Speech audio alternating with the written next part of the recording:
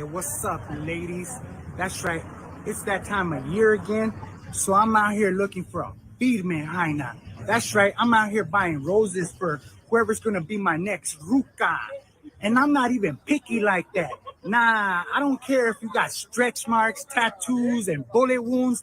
Chale. I don't even care if you got all kinds of kids. Actually, the more kids you got, the better. And I'm not playing around. I'll play the daddy role on the reels. I'll take them to the parque. I'll buy them their bag of hot chetos. I'm for real. And not just because it's Valentine's in 2 weeks. I'm doing it because it's tax season and I need those dependents. So get at me ASAP, 626-824-2329. I'm done. It's time for the best podcast around. Grab a cold one, sit back, and enjoy the show. This is Corner Pub Sports. Hey, this is Brett Myers. You're listening to Corner Pub Sports. We'll do it live. Fuck it. Corner Pub Sports.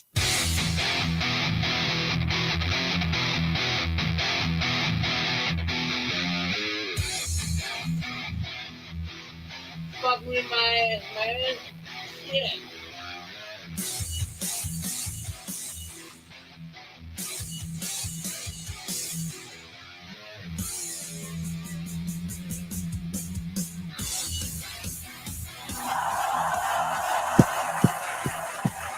Yo, what's going on, everybody? Corner Pub Sports coming at you here live on a Friday night.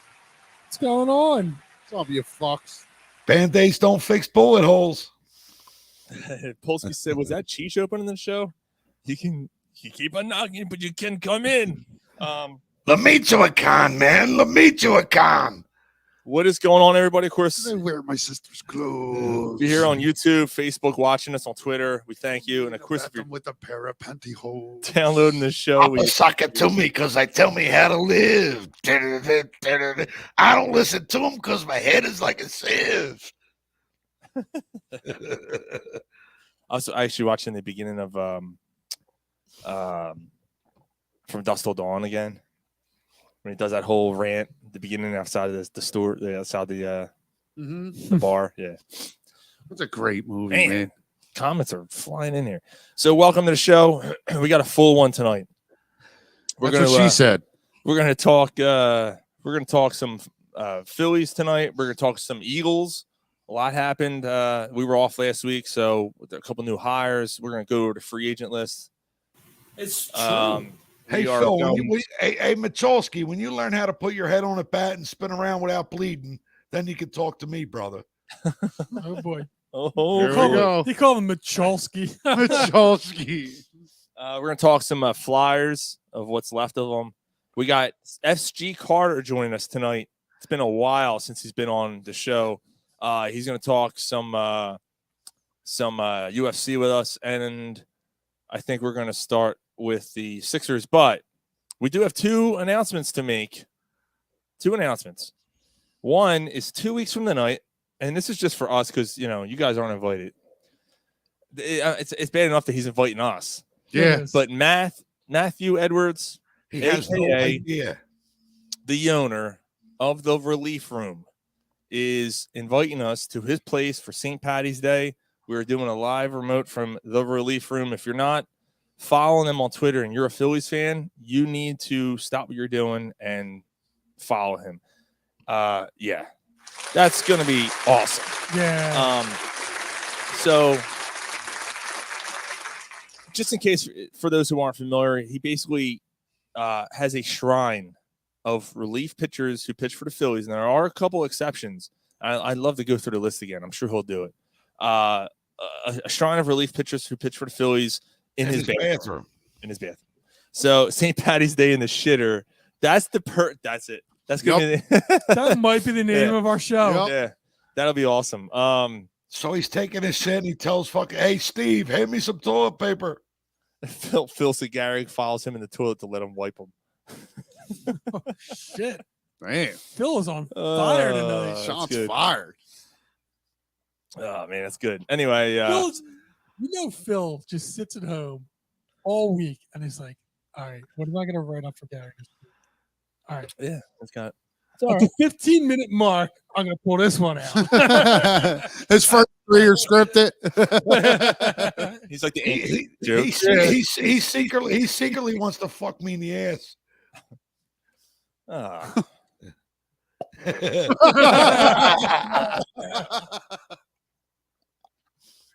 Man. Oh, shit. And also, Mustolsky. Man. Shit. just waiting for that. And on April 7th, we are doing our anniversary show. The first time we're doing an anniversary show in 3 years. And we're going to be at Naked Brewing in Huntington Valley. And you are welcome to come to that one. So that is open to everybody. What is that? Naked Brewing Company, April 7th, Friday, April 7th. Well, Happy anniversary. Happy anniversary. I sent out the link to everybody. It's our anniversary show, dude. I'm in Pittsburgh. All right. Ah. Yeah, I guess they're not making that one then. But everyone else who isn't going to Schittsburg can come out to hang with us. Schittsburg. At Naked Brewing. Fuck up your Roethlisberger. Oh. Oh. Yeah, so it should Hopefully be. that's not what I'm saying about the Roethlisberger, right? It's terrible. Don't, Mike, don't order a Roethlisberger. It's fucking awful. Is there coleslaw on it? Yes. All right, well, then I'm out anyway. Doesn't their stain their burger just come like that though? It's at that the one begins with what's the name of that? The Brothers. The hell's the name of that place? The famous place in Pittsburgh begins with a P. No. The Pussy Brothers.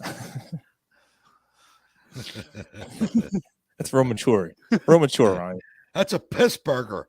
I forget what it's called. Something Brothers. I forget what it's called, but Piss Brothers. But yeah, that's what they're known for. Is that coleslaw and French fries on their burger?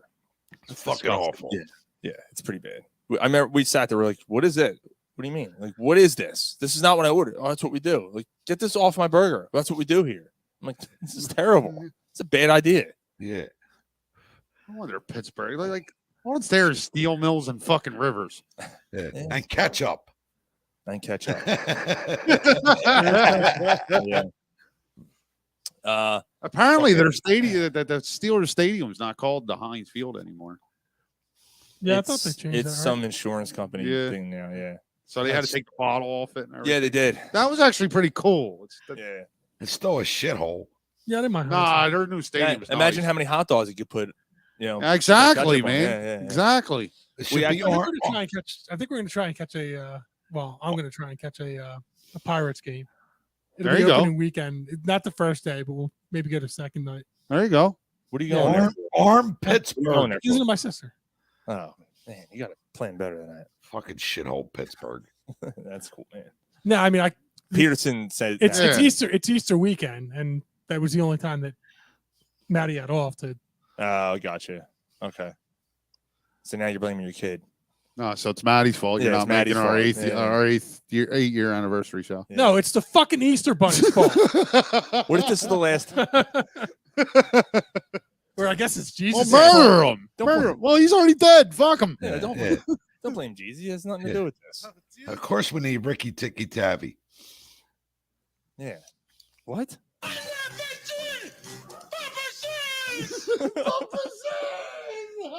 is that a serious question? Yeah. Yeah. I do. I mean, he may not know. I mean, Yeah. Yeah. So should be fun, man. Next couple of weeks, we got a couple of remotes planned. So again, March 17th, relief room, closed to the public, but it's gonna be fun for us. And then April 7th, it'll be fun for us, but Mike at So 3/4 of us will do the 8-year anniversary show. Part-time fuck. Mike's like a. We'll let you call in. You could be a guest. I Mike. can't make this week. Can't make that week. Can't make this week. Oh, that one I'm out. That one I'm out. Yeah. You retiring? He's turning to Gary. I'm EPF forever, guys. Fuck you guys. Keep fucking talking. See what happens. Part-time fuck you. All right. So what are we drinking? What are we drinking? He's like Brett Favre. He might be there. He might not. He's like Tom Brady. coming back, leaving, coming back, leaving. We got to eliminate his benefits because he's part-time. Wait, No, I just we get noticed- benefits? I just know. Yeah, when that happened. Fuck. I just noticed Gary's got dedication on Yeah, as yeah. his name. So there's a story behind that. Yeah. Oh, so Metallica put out a new song, which is fucking excellent. You know, the Oh Kings my are God. back, right? Takes It's me called, back. you know, If Darkness Had a Son, and Here I am. and the bit that Darkness is. and one of the main lyrics in it is temptation, leave me be. It's literally the first thing he says. Right, And it's and- clear as day. And Gary's been texting all night. Dedication, And dedication. we're like, what are you doing? Dedication. I didn't know what he was talking about. So finally, I told him it's temptation. You nut. Whatever. It's about as clear It's as still day. badass, though, right? Fuck it. Yeah, absolutely. A great fucking song. I haven't heard it. I'll listen to it after. Oh, If, you haven't heard if it yet? darkness had a son, here I am. You can check it out when you're in Pittsburgh, dude. Maybe I will. I'm gonna have 6 hours on the Oh. fucking drive. I'll have plenty of time Oh, to check man. it out then. Oh, man. All right, so what are we drinking, guys? I'm Here. I went back to the old reliable. I got some rum and zero sugar Coke going on. There you go. I was pre-gaming earlier, so I'm keeping it light with a little bit of Heine. Oh, grab a little honey. I got a little blackened whiskey. Speaking of Metallica, Blackened in the end. a little blackened whiskey and Sprite. That's what I'm doing. I got the Iron Hill Cryptic Haze. There you go. So of course mine is in my 76ers. Cryptic haze. Start singing that. Cryptic haze. Cryptic haze. Cryptic haze. What are you mocking me, Ryan? Watch out before I kiss No. this guy. All right, let's get in the Sixers. Now, you know what? They don't deserve it. That's a good reason to take a They don't risk. deserve that song. They don't deserve that song. They suck. All right? I'm just saying it. I don't know where Mike's going to stand on this. Gary walks away. They suck. I'm so disgusted with this team right now and the effort or lack thereof that they're putting through right now. They should be a much better team than they are. The bench is absolutely hard. Absolutely hard. George Niang can't hit a shot now. You know, you got up and down Tyrese Maxey, who, you know, Is on the upside now. he's on the upside now, but like Shouldn't have started. we don't know what's going to happen tomorrow or Sunday when they play again. Like, you don't know. I don't know, man. You know I what's just going to happen. They're not going into Milwaukee and beating that team. yeah, it is tomorrow. That's right. They're They're home not- too, right? They're not going to beat No, Milwaukee. No, they're they're on the on the road. road. It's even more of a reason they're going to lose. And I got to tell you, Dave Peterson's drinking Jose Cuervo. Oh, nice. wow. And I got to tell you, I think they slipped down maybe the 5th seed before the playoffs start. They got the toughest remaining schedule in the NBA. I heard Yeah, that. easily the Yeah, toughest. Yeah. Right. But you know, I'm sorry, I kind of jumped in here. No, but no, I go. kind of, I'm where you're at. Like, it's not even emotional for me anymore. I'm almost checked out on them. That's where I'm at. I just, it's the same thing. Nothing has changed in Embiid's 7-year career here. Like, nothing's changed. Nothing. They're at the same exact spot they were the first year they made the playoffs with Embiid. Yeah. The same exact spot. On paper, Same exact spot that they've been in since 2001. They're not getting out of the second round. yeah. Phil saying they're not getting past the first round. They might No, not. they'll make it out of the first round. They probably should. Well, I don't know. They dropped to the 5th seed. They might not. Because then you had your matchup with Who you the matching up Heat. with? Or, You're beating the Heat or the Cavs. Come on. Okay. All right. Yeah. Absolutely. they? They are. Yeah. Because they're so good, Mike. They're better than the Heat and the Cavs. I don't know, man. Okay. I just playoffs are about your bench and about your depth and rotations. And coaching. Doc Rivers has shown perfect. Doc Rivers has shown over and over he doesn't know how to handle that. Right. I mean, last night was a great sign. Like, you want to put Tyrese Maxey back in the starting lineup? Fine. It cannot be last night against that team. You needed DeAndre Melton out there for defense Agreed. because James Harden doesn't play a lick of it. So, like, he coached himself out of the game before the game started. So I agree with that. And it's just the same recurring theme with them over and over and over and over. You could have started this road trip after coming off 2 good home wins. They should have beat the Celtics at home. They were up 15, prime time at home. You got to win that game if you want to be taken seriously. And then the game against the Heat, there was no excuse for that. No excuse. The Heat were the 28th ranked 3-point shooting team in the NBA. They came in and shot 44% that night because the Sixers cannot play a lick of perimeter defense. That game last night against Dallas, that was insane. It was back and forth in the first half, back and forth with no defense whatsoever. And remember, Sixers last year had a lot of pride in their defense. A lot of pride. They were a better defensive team last Way year. better last year. And How were they better last year? They All were. right, they They were. just were. Who did they have that was better? I mean, Thibault was probably playing better. Yeah. Maxey was playing better last year defensively. You had Drummond, or Yeah, Drummond. that's Drummond No, was you last traded until, Drummond. until You traded Drummond. until you traded him For Harden. Harden. right, but you still had him Right. for half the year. I mean, he was, and you had Dwight Howard a year before that, right? Yeah, he didn't play. Yeah. Defense. Yeah. I'm trying to think. They had somebody else that was half decent on the bench. I Danny don't know. Green, right? Was he last year or no? Yeah. Well, until he Until he got last year. hurt. Yeah. So, yeah. And he was he's a veteran player that changed. And now that may be the saving grace with this team. I still don't believe they'd get out of the second round. Didn't With they who have they Horford have- last year too? Who? Horford. that? No. No. Fuck that guy. Now these No. are the Celtics killing us. So with who Well, they he did play signed, for the Sixers. the veterans, that they may be a team that plays better in the playoffs than they are in the regular season. But even if that's the case, I still don't believe there's any chance they beat the Celtics or the Bucks in the second round. No. Okay. Can I? Yeah. Go. Okay. Yeah, make me a believer, Mike. I'm not trying to make you a believer. And I saw his face. Now I'm a believer. I think Without a Sixers trace. Now I'm could a be- believer. Yeah, I couldn't leave her Fifth if I best. tried. maybe fourth best, maybe even dare I say third best team in the league. Say that again, Mike. The Sixers are the third or fourth best team in the league. In the NBA, yes. No, they're not. Wow. Record wise, they have the fourth best record right now. Do they not? Okay. Do you think that they didn't earn their record? No. Because it's the NBA and the regular season doesn't matter to anybody. So if the regular season doesn't matter to anybody, why are we so pissed off at what they're doing now? Because you're projecting, but like you see, like you think this team is beating the Celtics or the Bucks in the second round?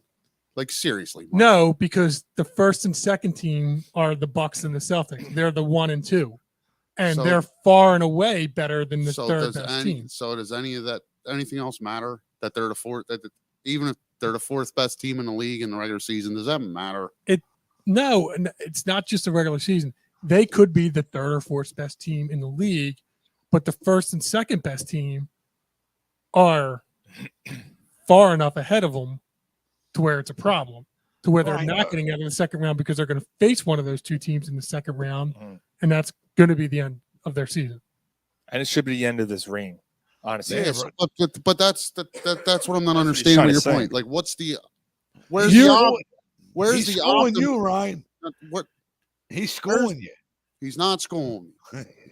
Where's the optimism for this team coming in, knowing that they're going to lose in the second round? I didn't say it was optimistic. I just said that everyone's saying that they're a mediocre team. They're not mediocre. They're a good team. They're just not good enough to Okay. get over the hump. They're good So against they're the teams average. that aren't as good or better than them. They're an average team. Is the They're third not- best? Is the third best team in the NBA This average? year, yes. They can't beat anybody. know. They can't beat anybody that's up to their talent level or better. They Right. haven't been able to do it all year. It's the they way played. it's been the past They 5 beat all these years. teams that are worse than. I mean, that's the teams they win against. They can't. Any team that has any team that they've come across up to their potential, or maybe even slightly lower, they struggle or lose against any them. team that has 2 stars. They don't. They Beat. can't beat. They can't. They 'cause beat can't- Memphis. Yeah, but that, I mean, so Memphis was the fourth, Memphis is one of the. Memphis is the second team in the Western Conference. So Memphis is one of the few good wins they've had this year. It's one of the few. Cleveland, they beat Cleveland. You just- Cleveland's yeah, right but we behind just- them in the standings. Yeah, but we just said that they're a better team than Cleveland, though. Right, and they're the Cleveland's the 4th seed. in the Mike said Eastern. they're a better team than Cleveland. We didn't. say. It's the same old shit. The way it's been the past 5 years. And I'm sorry. I agree, but to say they're mediocre or average is not true. I didn't say that. I just I said didn't. No, I used the word average. I didn't. and I just thi- said I hate them. And right now. this year, the third and I think that best team in the NBA is an average team I'm just. that doesn't make sense. Though, how could the third best team? because the NBA is a joke. It's just what it is. You got 3-4 teams that are legitimate title contenders, and that's it. And And the that's Sixers are not one of them. It's always been that way. Right. So the Sixers are not one of them. You got the Bucks, you got the Celtics, you got the I guess the Nuggets. Do you Not the trust Nuggets, the fucking one the that Suns. the one that Jokic plays for. That's the Nuggets. All right, the Nuggets and the Suns. Okay, so the Nuggets Go have kid. never made it out of the second round either. I don't care what the Nuggets have done though. Like I don't care. Yeah, but you're saying that they're a contender, but the Sixers They're aren't. better than the Sixers. Anytime the Sixers play them, Jokic fucking goes all over Embiid. I thought that they No, he doesn't. I think they beat Embiid, the, Embiid's taking care of All you. right, I stand corrected. They're better than the Nuggets. Woohoo! but the Nuggets are the number 1 seed in the West, Are they the best team in the West? and Memphis is number Are 2. they the best team in the West? Who When the is the- playoffs come around, are they the best team in the West? Who is the best team in the West? Phoenix. Probably. I would say. Okay, with Durant, maybe Phoenix. Other than that, who else is there? Look out for the Mavericks Memphis? now too, man. Yeah, look out for them. And No, because the Mavericks have been struggling since they got Kyrie, unless they figure it out. Yeah, I mean, I'm it's taking my still taking my Doncic. chances with Luca, Kyrie, Tim Hardaway Jr. over the Sixers. I think the Mavericks have a better shot of moving on than the Sixers do. only because it's Embiid. You may be right And about who? that, but you may be right about that. But if you switch and you put the Sixers in the Western Conference, I think they come out of the Western Conference. No way. No They're way. not beating the Suns. They're not beating the Suns. They're not beating the. They might not beat the Grizzlies in a 7-game series. They beat the Grizzlies during the They regular beat them season. once. They beat them once, and they had to come back from 25 down. Doesn't that say something though? That the Grizzlies blew a 25-point lead. Or Like that you the have Sixers came back? confidence. You have Yeah, but I mean confidence. that's the thing is like if the Sixers blew a 25-point lead, you'd be like they're the biggest piece of shit on earth. But if they come back from a 25-point lead, you're like, oh, Well, it's the other team's how about the fault. fact that Mike, they let Mike, themselves the get down by Grizzlies, 25? the Grizzlies dominated that game until the last 10 minutes. and the Sixers. So fought because back. right, but they dominate them for over 3/4 of the game. There's a lot of So games where because that the- happens. Right. So, but because the Sixers come back and win that game, you're confident that the Sixers could beat the Grizzlies in a 7-game series. Who's defending John Morant if he's not in prison? Am I confident? More on Like- that later. I think they have a better than a 50-50 shot. Breaking news. You are definitely much more like bought into this team than I am. I'm not man. bought in. I said that they're going to lose in the second round. I'm agreeing with you. I just think that you guys are being a little bit too harsh on the fact that But how is it being too harsh when they haven't gotten out of the second Yeah, round in that- 20 and years? I think that's.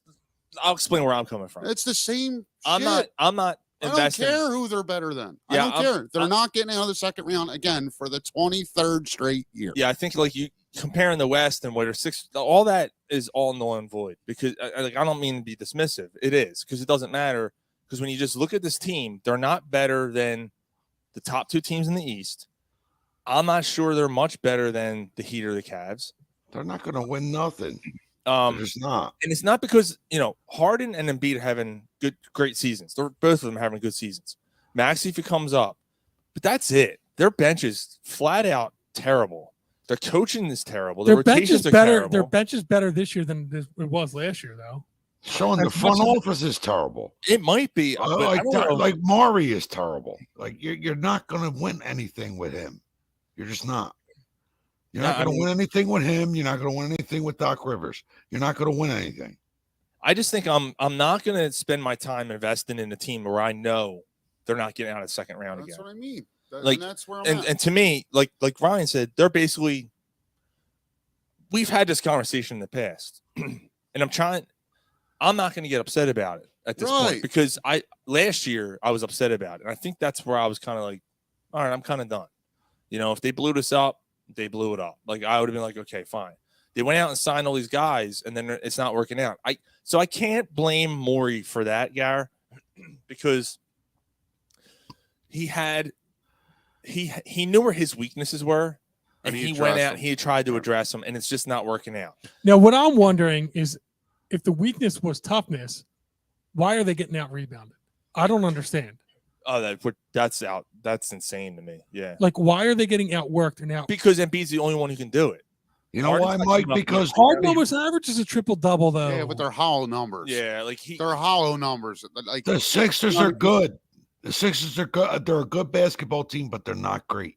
yes, they're a good. yes, they're and a that's good team. kind of my very- point. They're a good basketball team, but they're not great. Right. And that's kind of what my point was. They're a good basketball team, and the third best team is a good basketball team.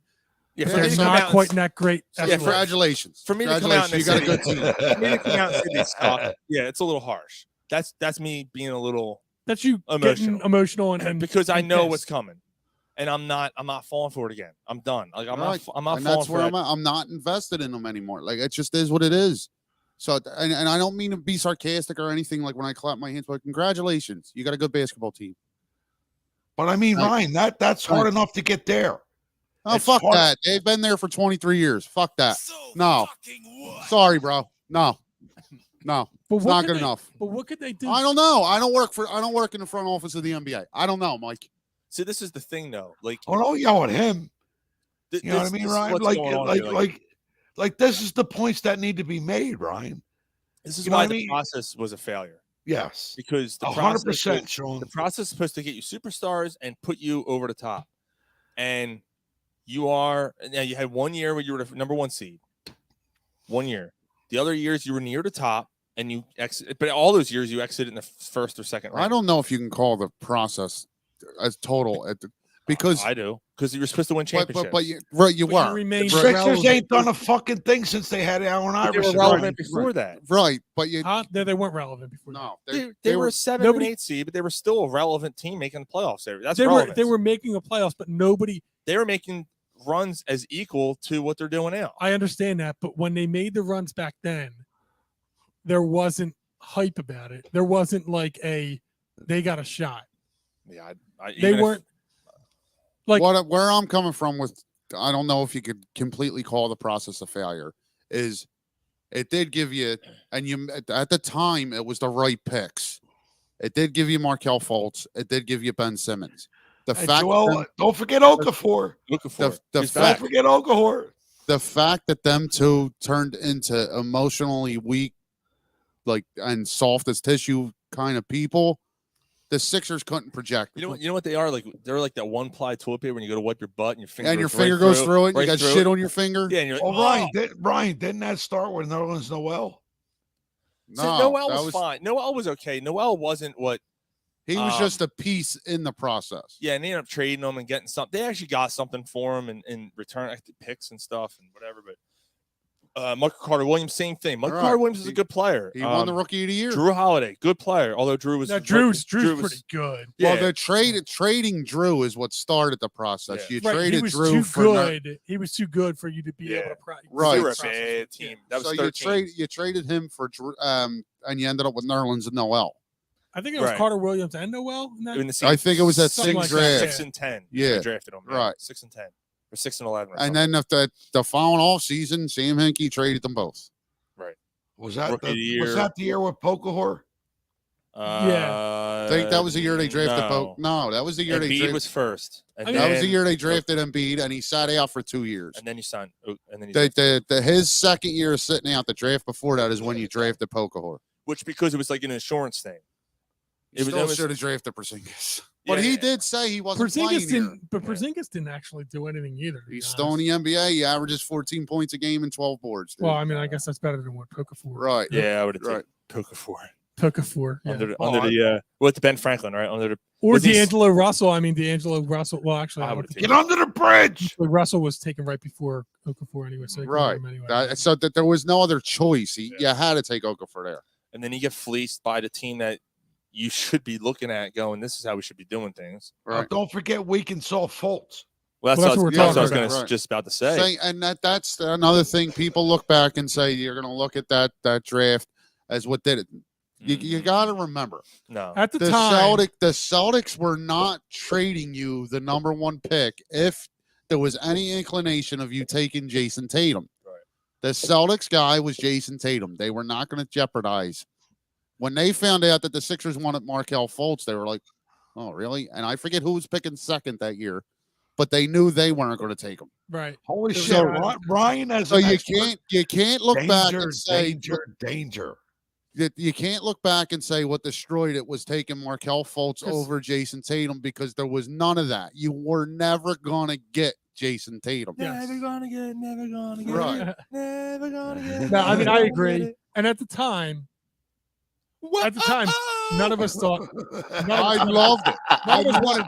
We would have been pissed if they took Tatum. Right. I love the Markelle We're Fultz like pick. another fucking Duke guy. We just got Right. burned by Okafor. We don't Right. want another because we fucking knew I- Duke Simmons wasn't a shooter, and now you got a shooter. Yeah, he looked like the perfect backcourt. And- He was fucking companion. Tyrese. He was Tyrese Maxey. And then we saw him take and a then, foul he, and then he shot. blew up. Yeah. We saw him take a foul shot, and you're like, "Oh, Yep. Oh, Yeah. goodness gracious, what's going on with this dude?" Him and his mom. Yeah, his mom's screaming at him, Yeah. chasing him out. Whatever. Yeah. All right, so the reason why I'm saying, Let me I get mean, a we beer. went through it, but I look at teams like the Bucks. I look at teams like the Celtics, and I went, they didn't have to tank, and they got superstars, and they did it right. And Although the both have championships, and so the Bucks have one. The Celtics don't have any with No, it's this who they got. nucleus. Yeah. they They, did get in. Oh, they went made to it. the They finals made and it. They lost made to it. the You're right. Warriors They last made it. Yeah. but they're the odds-on favorite to win the whole thing. But this year. the Bucks or the Celtics did it by fleecing the Nets for the Garnett and Allen trade. Well, that's way before though. I mean, No, but that's how they got no, but Jalen the Brown. the picks that they're the picks Okay. that set them up. Okay. Right. And did they get was Tatum that? That Tatum is part of the package that they got from Brooklyn. So they yeah. got Okay. that from That makes those. sense because why else would they have had a top right, pick? right. Yeah. Right. And then the Bucks, yeah, they got lucky with Giannis and Middleton. I guess and then they traded for Drew to get over the top. Yeah. I don't know, man. But see, I see after them two all- teams, and you see you them suffered for 5 or 6 years, and you end up with Embiid. right, like, and you see those two teams, the way they're built around the perimeter, offensively and defensively. Yes. So, like, I don't know why the like, Sixers can't. the guys are out there, like, they're there. Like, I don't. Well, here's the ultimate question. Because I guess we took Tobias Harris instead. Well, that was a big mistake too. Like, they should have. Yeah, They should have told Jimmy, "We'll pay you a boatloads of money to play with Ben Simmons." there was reports this week that said that the front office did not like Jimmy Butler's attitude. Oh, well, yeah. yeah, that's a Yeah. Well, could- Jimmy Butler is an asshole. It doesn't but matter. Everywhere he goes, the teams are viable. You know what I mean? And Embiid loved playing with him. Right. Loved They're playing still with friends. him. Right. They're going to end up playing together eventually. if he Jimmy gets better. Butler is what this team is missing. Yeah, Yep. and attitude. Killer. I'll step on your fucking throat. 21 points, 10 boards, 7 assists a Steals night. the ball, Right. rebounds. Listen, when they signed him, With Bronco. he rolled into Philadelphia with him in a fucking minivan.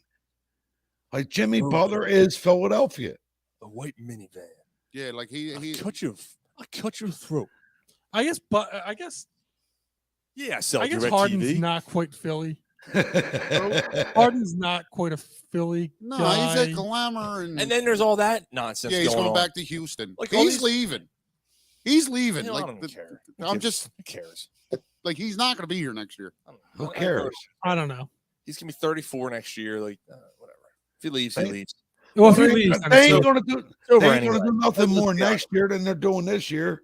So- It's not so- gonna change. You know, you almost hope he leaves because maybe then it's time you trade Embiid and you try to Well, you see, try to you rebuild this keep- thing. Yeah. You try. It's not working with them, Mike. It's not working with them. So So, to- you, so you, Then you you're starting the process over again. whatever. No, you're not literally have to. starting the process. You're not legitimately tanking. You're getting assets you can for one of the better players in the world, I know, and you're trying to. but we've talked about that. It's never worked. No. The Sixers never worked. You got that. That doesn't mean you don't try. Well, I mean, the, I think- the Pelicans look pretty good since trading Anthony Davis. Mhm. Well, yeah. you know, Well, I mean, what are they? The 6th seed in the week West? I don't know if that's good. the Sixers they are in have- better but shape they than the have- Flyers. They have pieces though that they can build around. We'll see. I mean, they're not there yet. No, but you have a second-year player that they're building around. They're building it around though, and they're a 6th seed in the playoffs. So Tony So it doesn't that doesn't mean that it can't work.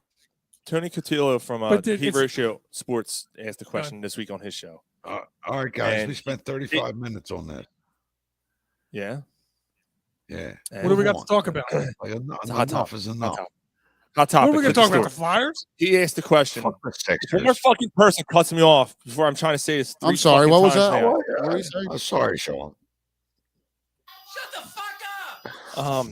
He asked the question on his show this week, and he's probably going to be coming to the anniversary. Well, what show. was that? What was it? He's going to be coming on the anniversary show too. I think Huh? What show? he asked basically point blank: are they going to win a ring with Embiid? No. So, I mean, I tend to agree. I don't know what they could do here at this point. I'm leaning towards no. Yeah, I just can't. I don't know. but I just don't see think it. you can. I don't think you could give it up. So what do you do next year? Like Harden leaves. What do you do, Mike? Harden leaves. You piece together what you can to get rid of Harris and build around Maxey and Embiid. So Get then- another so max then- contract. yeah, player. You try to find someone else. Try and find a Jimmy Butler. Try and coax Jimmy Butler to, I don't know if his contract's up. Try and get a third star in free agency on a max contract. Fucking Polsky. Sell him to Bon Jovi. And They'll be build living on a better prayer. So you just keep running it back and keep trying to build it again. It sucks, dude. until And I'm not being sarcastic. no. but like- Until Embiid can't play anymore. Yes, Yeah, you keep trying because because it's They- my life. if it's because now if or you don't never. do that, you're irrelevant. I'm gonna live And forever. at least I want to be relevant, and I do want to live forever. I don't want to Forever I'm trying to dead. think of his other Forever stupid- dead. I'm trying to think what his Jesus other Christ. stupid Forever- songs. She's a little runaway. Harden's a little runaway. He's a fat runaway. I don't Fat, dribble, dribble, I fat, don't- fat, dribble, dribble. Harden's been playing out of his mind right now, though. fat bitch! You fat bitch! All right. And You know what? and I know Mike, that, that's not going to make a goddamn bit of difference because they're not going to do nothing in the fucking postseason. well, they're going to win the first round. We established that. Well, I But established. that's acceptable. Can you That's imagine good if they enough. lose in the first round? That's good enough for you. Huh? No. That's No, good it's not. enough. No, he never said that. It's better than the Flyers are going to do. No, we'll get into that. All right, let's Gary's right though. We do have a lot to get All to. right, We've been on moving this on. for 45 minutes. It's time for a segment we haven't done in a while. Mike, Fuck you, Ben. you're on the clock. No, well, I got to get a beer. Fuck you, Ben. All right, Fuck give me a you, beer. Ben. The fuck you, Ben. Fuck you, Ben. Fuck you, Ben. Fuck you, Ben. Fuck you, Ben. Fuck you, Where the Ben. fuck you been? Where the fuck you been? Yeah, we haven't done this for a while, and I figured why not? Why not do it? Which is probably one of the I don't know. It's between that or Gary's drunk movie review are the two openers that I love the most. But I love that one. So, Mike, what do you got? Born October 14th, 1963. Played running back for the Eagles for 7 years. Okay, 1963, 73, 83, 93. Played for Miami. Keith Byers. Nice. I was Good pull. gonna say it's not Herschel Walker because Herschel Walker would have been too old at that point. Nice. Keith Byers. Gary, you all right? You got a boner there? So it's funny. I was sitting at the bar talking to my dad while I was doing the write up, and he's pulling all this shit out, knowing all kinds of shit about it. He's like, "Oh yeah, yeah, he almost won the Heisman. Yeah, and then that next year he came back and he fucked up his leg or fucked up his foot and stuff." And I'm like, look it up. I'm like, sure enough, it's like, yeah, the Eagles took him first round. I'm thinking around the 10th pick or something like that. I'm like, motherfucker, taking first round. Who was this? Who was this? Your dad? My dad. Oh, your dad. And I was just like, holy shit. He's like, yeah, he was one of the only ones that caught passes and stuff like that. He wouldn't run between the tackles. He was just afraid with his bad foot and this and that. Look it up. It's like, motherfucker almost had twice as many passing yards as he did receiving. I was like, son of a bitch. Wow. I was like, wow. Anyway, so yeah, he played running back for the Eagles for 7 years, Miami 3, the Patriots 2, and then 1 for the Jets. Played his college at OSU. So he did make the Pro Bowl the year after he left the Eagles with the Dolphins in '93. He made the Eagles' 75th anniversary team. NCAA rushing and scoring leader in 1984. Finished second in Heisman voting to Doug Flutie that year. Wow. And Doug went to play Canadian football. Right. He didn't go to the NFL. Yeah. That's it. That's crazy. Yeah. So then he was the Heisman favorite in '85, and as I mentioned, he broke his foot his second, and then came back too early. His second game back, he re-injured his foot, came back in his bowl game, and got hurt again. Drafted 10th overall by the Eagles. Finished 9th overall in receptions with 71 at a time when running backs, I don't have the year here. I think it was like probably 89, 88, 89. Yeah, I was going to say late 80s. Hey, Mike, flick my brother on his forehead. He looks like he's falling asleep. I'm all right. I'm here. Right. And then that year, so that was 88.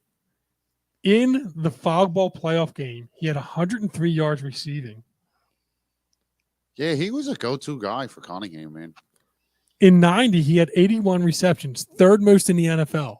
Like receivers, tight ends, third most in the NFL. Wow. Here's Saul back. Finished 13-year career with 3,109 yards rushing and 56-61 receiving. Wow. And the third most passing touchdowns among running backs to this day with 6. How about that? That's pretty cool. What's he up to now? And then he also had the best block ever against Pepper Jones. Yes, he did. Yeah. Yes, he did. And they're buddies. Yeah. So right now he is co-hosting the sports radio show on ESPN in Dayton, Ohio, near his hometown. And he's a TV analyst for the New York Football Weekly and This Week in Football on the Yes Network. Nice.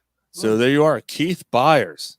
So since we haven't done it in a while, we have a double dose.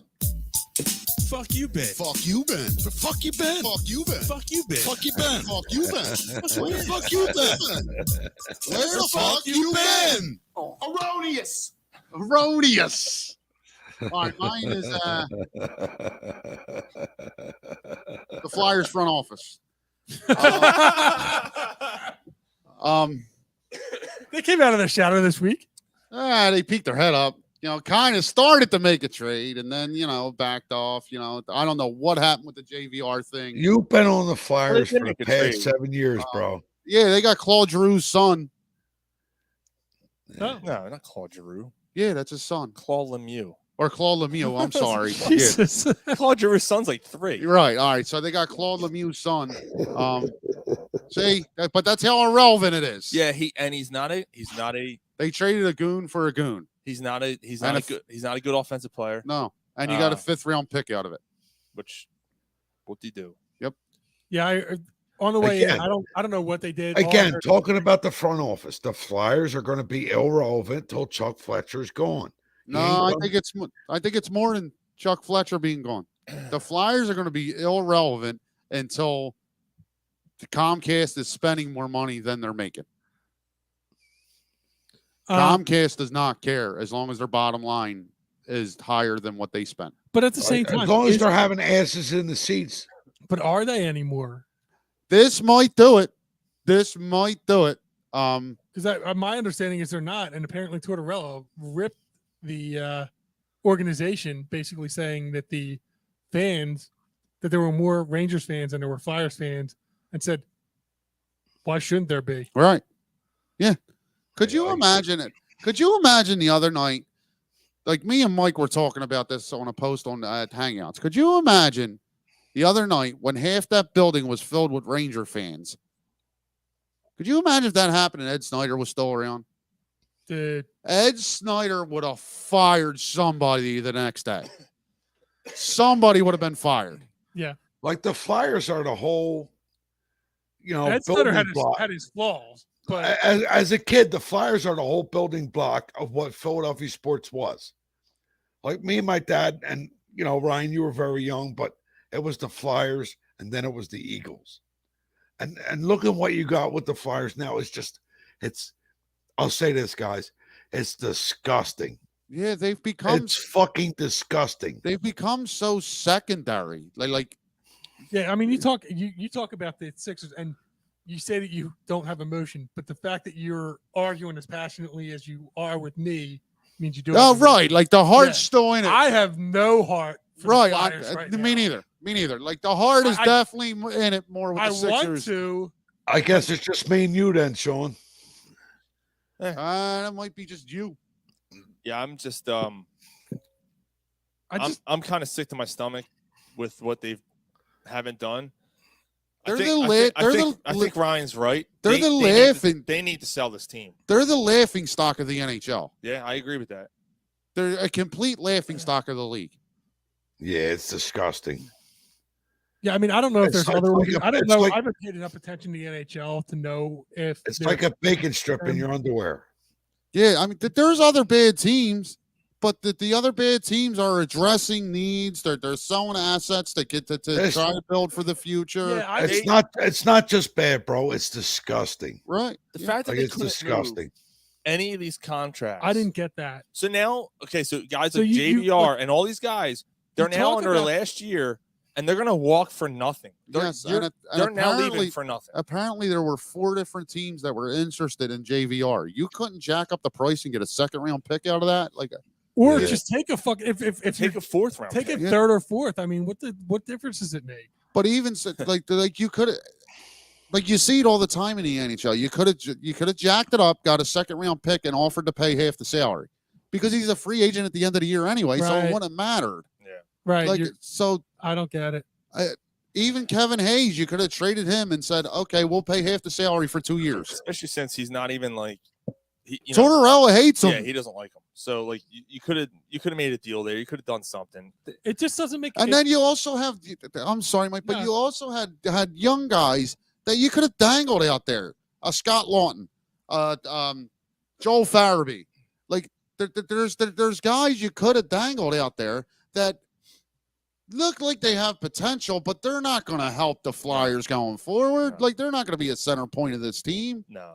yeah, I don't get the like Fletcher comes out and finally says, almost goes as far as saying rebuilding, and then at the trade deadline, when you're clearly a selling organization, You don't do anything. you trade 2 like nobodies for mid to late round picks, and that's Now, your only McEwen move. was like young player, played hard, seemed to like it here, that kind of thing. So of course, fans are upset because he's leaving, because he's a flyer guy because he's a flyer guy. That's the fucking whole problem with it. But you know what a flyer guy is right now? Because those are the same ones that are paying the tickets to go see this fucking stuff. You know what a flyer guy is in 2023? He's a loser. A loser. That's what a flyer guy is. That's sad. Yep. That's fucking And, you know, sad. I ain't going to lie. I was against hiring Tortorella.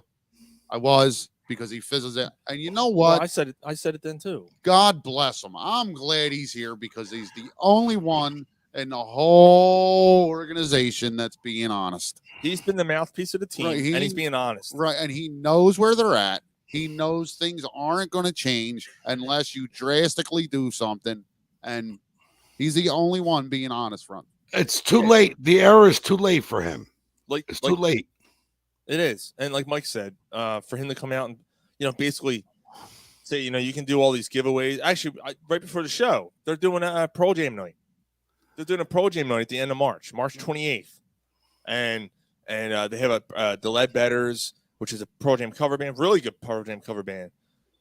Do a concert before the game, and they're going to do pictures with the banner, the Pro Jam 10 consecutive sellout banner, and all.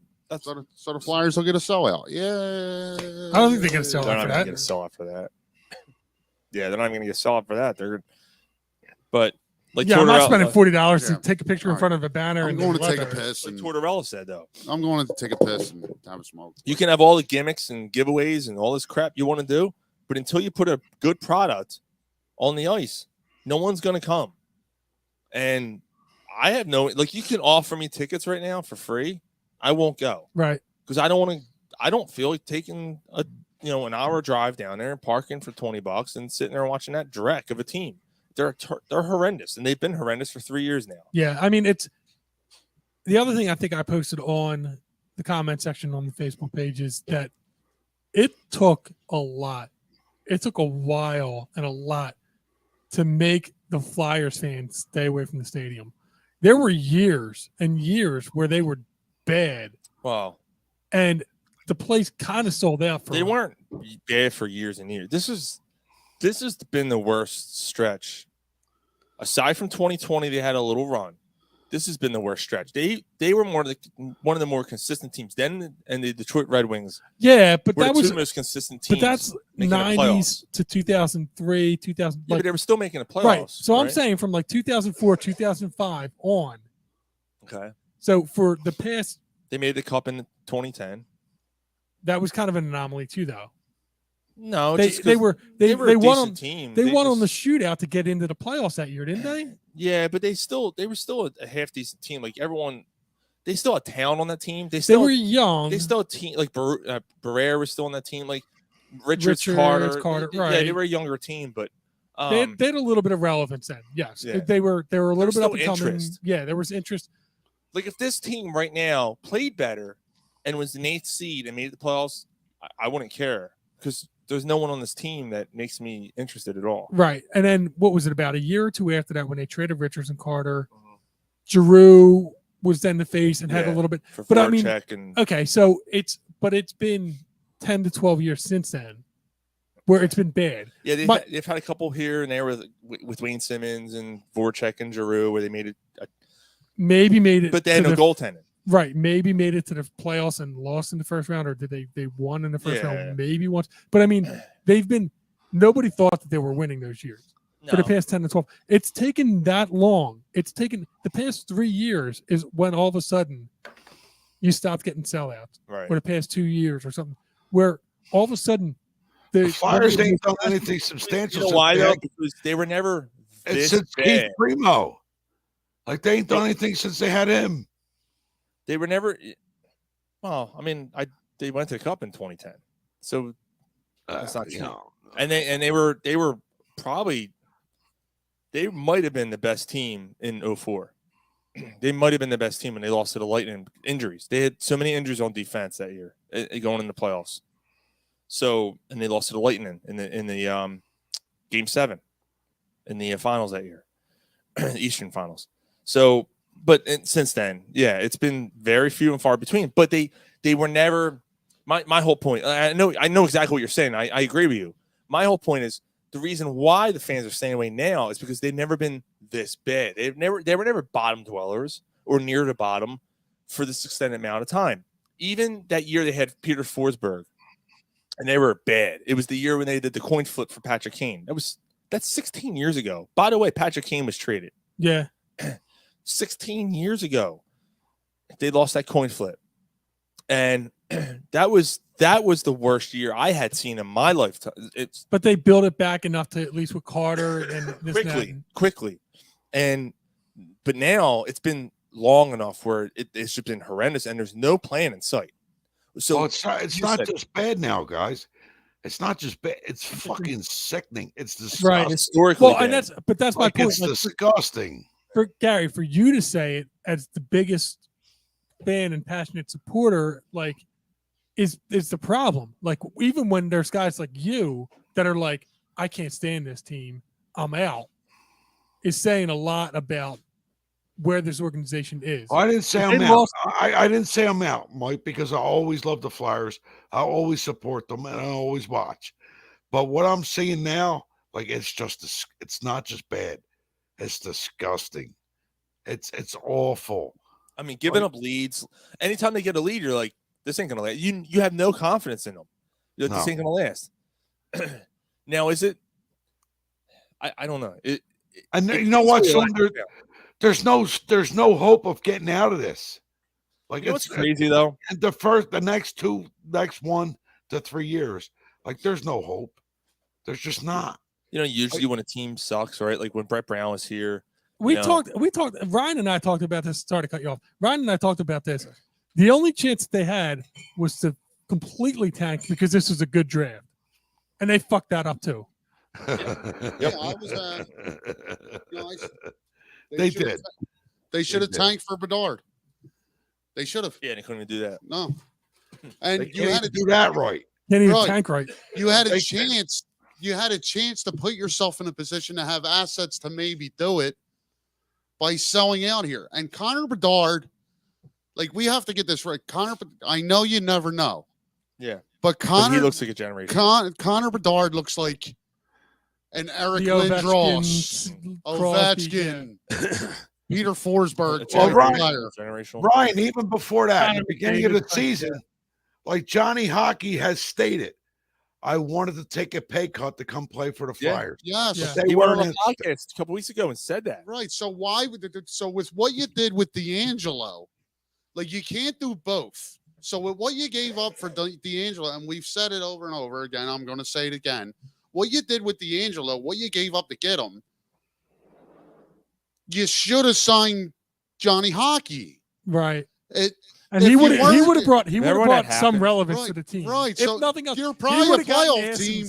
You're a playoff team if Johnny Hockey's on this team, because the Flyers are playing. They're playing good hockey. They just don't have talent. Well, they were playing good hockey. They just don't have talent. I don't know if they would have been playoff team, but they would have been better. They would have been at least somewhat relevant. Right. They would have had a chance. Right. So, like, hope. You can't give up what you gave up for D'Angelo and then not sign Johnny Hockey. I'm all right with not going to sign Johnny Hockey, but don't give up the assets for D'Angelo. Although I say that, and then you think about how different Claude Giroux looked with and without a great player next to him in the Army Yager. Right. So maybe he would have made a guy like Farabee better. Maybe he would have made a guy like Scott Lawton better. Or a guy like Konecny. Maybe Konecny, I mean, he's hurt right now, but maybe he turns into a 40-goal guy. Yeah, you never know. Well, before our guest joins us in about 10 or about 15 minutes, I want to hit on the Phillies in baseball. Yeah.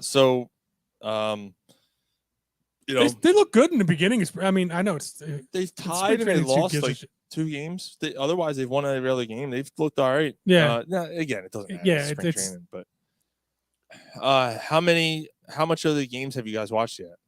I've watched 0. No, you haven't watched any? I've probably watched 6 innings. They're like 6 innings. What do you think about the pace? Oh yeah, now that's I think, for those who don't know, it's a pitch clock. Yeah, like, I'm not a big fan of messing with baseball. I'm not. But I get trying to speed the game up, trying to get more fans. I get it.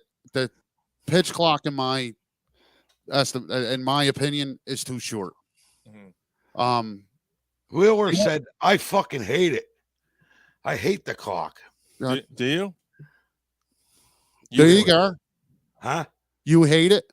No, Wheeler said it. Oh, yes, No, he did. Yes, he did. Oh, but Zach Wheeler. but Yeah, but yeah. a lot of veteran guys are going to hate it in the beginning until they get used. Like Bryce Harper is going to be a guy who has to majorly adjust.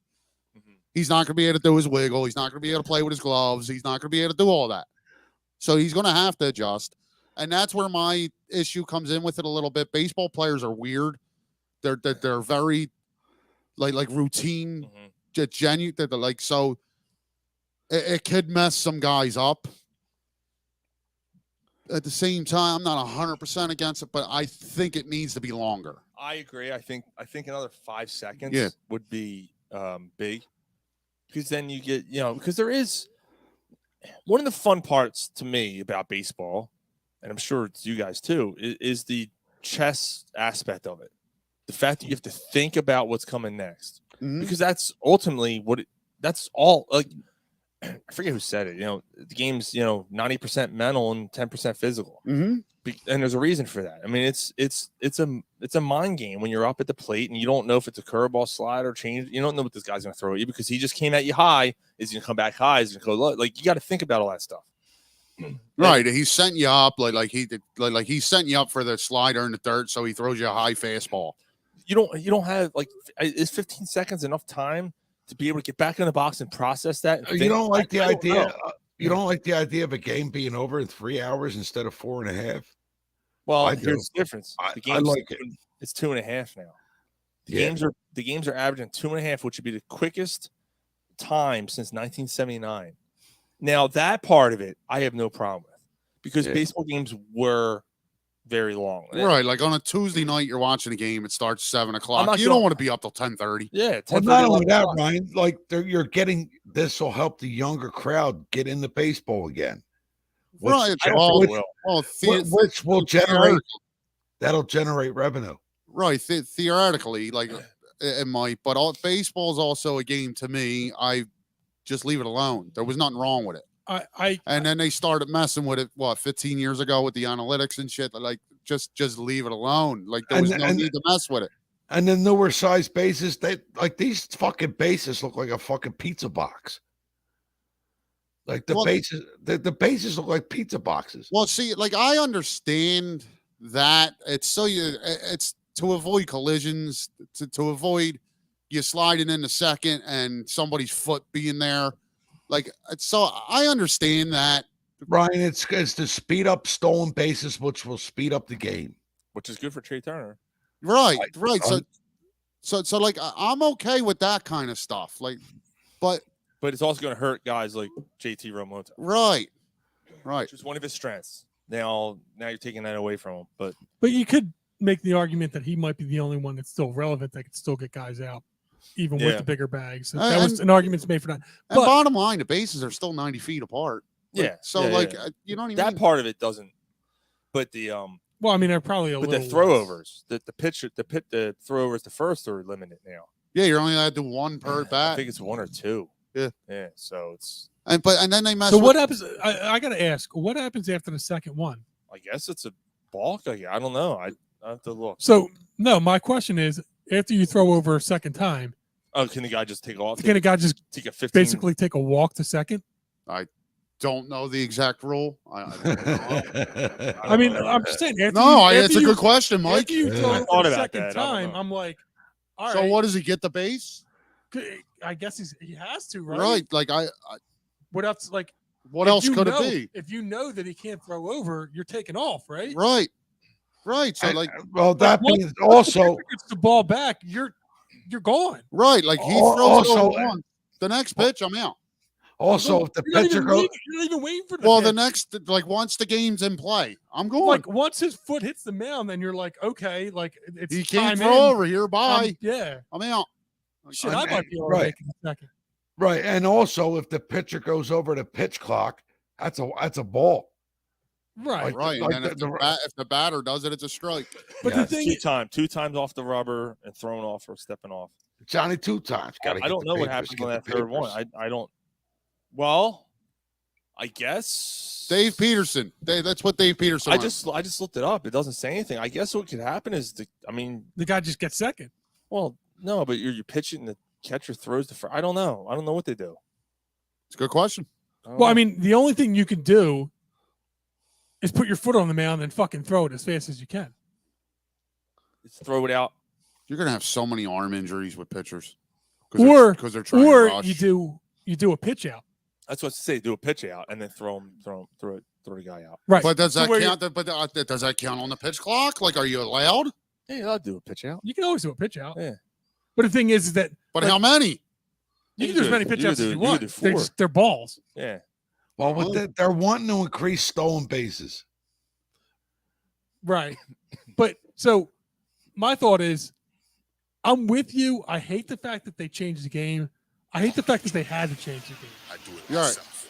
Because I think that the players and the analytics fucked this game up so bad Totally. that they had to do this. So it's like a rebound from things that they fucked with 15 years ago that are fucking the game up. Right. Mm. Right. And of course, the first spring training game was the Red Sox and Braves, and it already played in. Played The in game Impact. ended. I mean, granted, it's spring training, no one cares, but that's going to affect the regular season game. Dude, can you imagine if the World Series game? Right. And then you still got this runner on second thing, like that's a permanent thing, and extra innings, and except that doesn't happen in the playoffs, right? I don't remember if that was the playoff thing or not. I don't remember that. I'm actually okay with that if you get to like the 13th inning.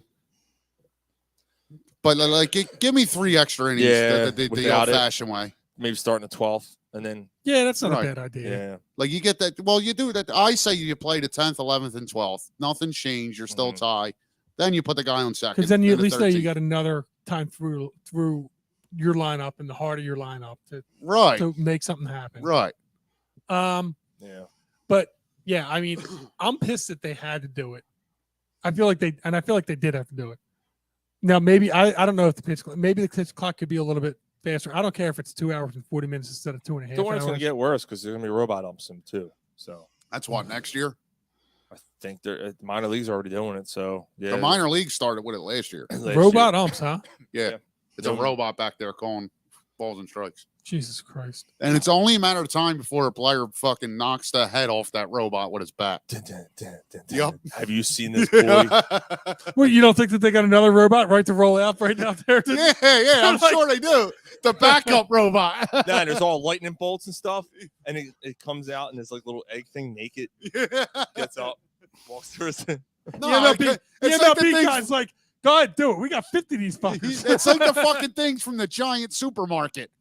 It's them fucking, yeah. Oh no, it's robot Reggie Jackson from Naked Gun. I must kill the queen. You know what it is? You know what happens? He hits the head off the thing. It's like, we got 50 of those fucking things back there, and every one that you break, you're the head organization, your parent organization's getting, 50 grand are gonna have to pay out of pocket for these things. You got another short circuit Johnny Five Alive it's coming not out. A robot out. It's not a fucking cyborg back there or whatever. It's not a it's not a literal robot. No, it's like a camera. It's just it's not a robot. No. Oh man. It'd be cooler if it was. Yeah, it'd be cooler if it was. Don Maribato, Mr. Roboto. I don't want just a camera. Put a Johnny Five Alive back there, man. Johnny. Yeah. Yeah, having fucking doing motions and shit. You got a problem with what I said, Mr. fucking Lawrence? It spits when it talks at you. Sweep the leg. He's got a fucking big fucking chest protector on and shit. Yeah, it's belly. Or and not a chest protector. If he get in his face and belly shit. Yeah, not a chest protector, but you see dents from fucking foul balls hitting it. You got a problem with what I said, Mr. Lawrence? Do you have a problem with it? Mispronounces your name because he doesn't know how to do phonetic pronunciation. Sweep the leg. Casanos. Mr. Casanos.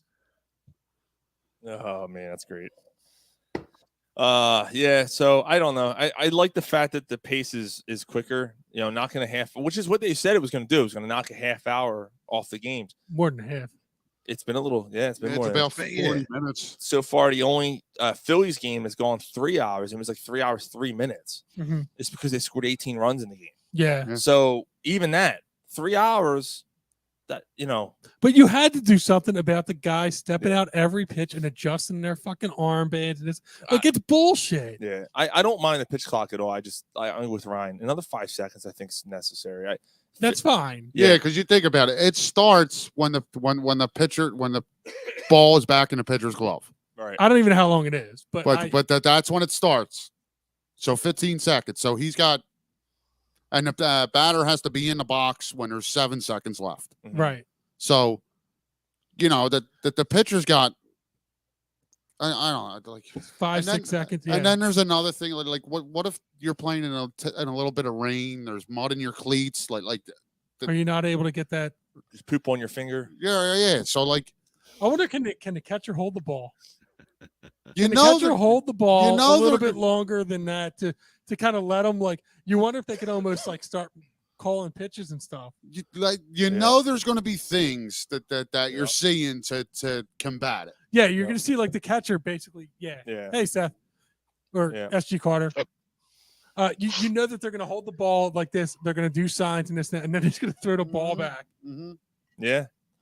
Well, with that, it's been a while since we had. It's been a while since we had you on, Mr. SG Carter, joining the show. What's up, brother? How you No doing? virtual tonight. What's going on, bud? Yeah, you can't. Hey there, Sean, Mike, Ryan, and Gay. How you guys all doing? What's going on, man? Having me on. Good.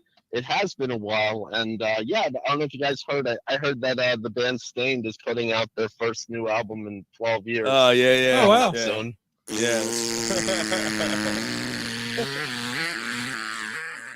Yeah, That's Damn. right. Damn, Ryan. he Jesus. put out some country music. I don't know how much you guys heard of Aaron Lewis's Nah. country music. It's- Aaron Lewis had country like Yeah, really? he's a solo country artist now, and he's very political. So Ryan, see a doctor. Yeah. yeah, he's kind of I'm out. he's kind of went off the deep end. So He was always a douchebag. so Mr. I liked his music when he started. He was always a douchebag. Yeah, I I bet his face smells like fucking whiskey and tobacco. Yeah. what's Could wrong with be. that? Dude, a douchebag. Mike can relate. What? That came out of fucking nowhere. Oh wait, so Aaron Lewis is showing up for the reunion tour, Oh, that's the other thing. He can't hear Gary. anniversary show. Here's the thing. He can't hear Gary. Oh. Yeah, because Oh. he's on the phone. That's all right. Well, if Gary asks a question, we'll let you know, Mr. Carter. All right. All you need to know is that Oh, guy's an what- asshole. What's Gary's first question? Or Yeah, He's just an asshole. When That's he, all. when he has a question, we have to let you know because he can't. You can't hear him.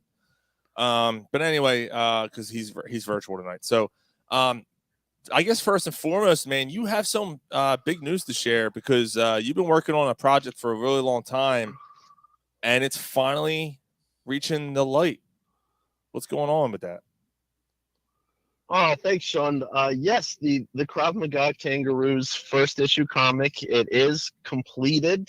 Right now, just going through that technical spar with that wonderful company, you know, the one that has the smiles on all their trucks. They've been getting on my nerves lately. I'm not exactly a business person and having a little difficulty getting my account set up so I can sell PDFs of the book there. Oh, okay. But well, hopefully with luck we'll either get that finished or find a different platform to sell PDFs of the book. But it is ready, and it just needs to launch. That's what's going on there. Also working on a book called a how-to gambling guide. I'm gonna call it "Did You See That Fight?" The SG Carter guide to how to make UFC MMA picks. So all right. hopefully that'll also be ready in time for like the holidays this year. The comic is already ready. It's just a matter of days. Distribution. I'm sorry I can't join you guys on video tonight. I just happen to be out of the house. So so here I'm on the phone with you guys. It has been a while. How's everybody doing tonight? We're good, man. We're hanging in there. Everyone but Gary. Gary's been fondling himself all night, and making lewd comments. You know, It's been weird. What Yeah, I it's do? kind of strange. His shirt's off, licking his own nipples. So I'm following my taint. but final on his taint, he said. But speaking of your book that you're working on, I think that's a perfect segue because there is a UFC event happening tomorrow night, and you wanted to jump on to talk about it. Like we said, it's been a while, so yeah. UFC Ultimate interested here. Fantasy Cock. What? Gary said you. Universal Fantasy Cock. Wow. Yeah, him, Gary, and his acronyms. You got a tight little man pussy. Maybe that'll be the sequel to the power slap they canceled. You know, slapping just not with the hand. You know what I mean? Oh, did they cancel that? You know, They I'm probably not familiar should, with all 'cause- the details. I think they did though. They probably should because that was ridiculous. Did you guys see that? No. So the dude who runs UFC did a power slapping league. Basically, you stand there at a table. Oh, and I've seen slap that. some- Yeah. Dude, I'm like, this is stupid. And it's That's like, just what is it? What's how does it like? How do you win? You knock the dude, your opponent out. Fucking stupid. It's the dumbest thing Like he has to fall off the chair or like get unconscious I or guess what? die. I don't know. But anyway, so what's No, you lose when you get slapped and you go make dinner. Welcome to Presley.com.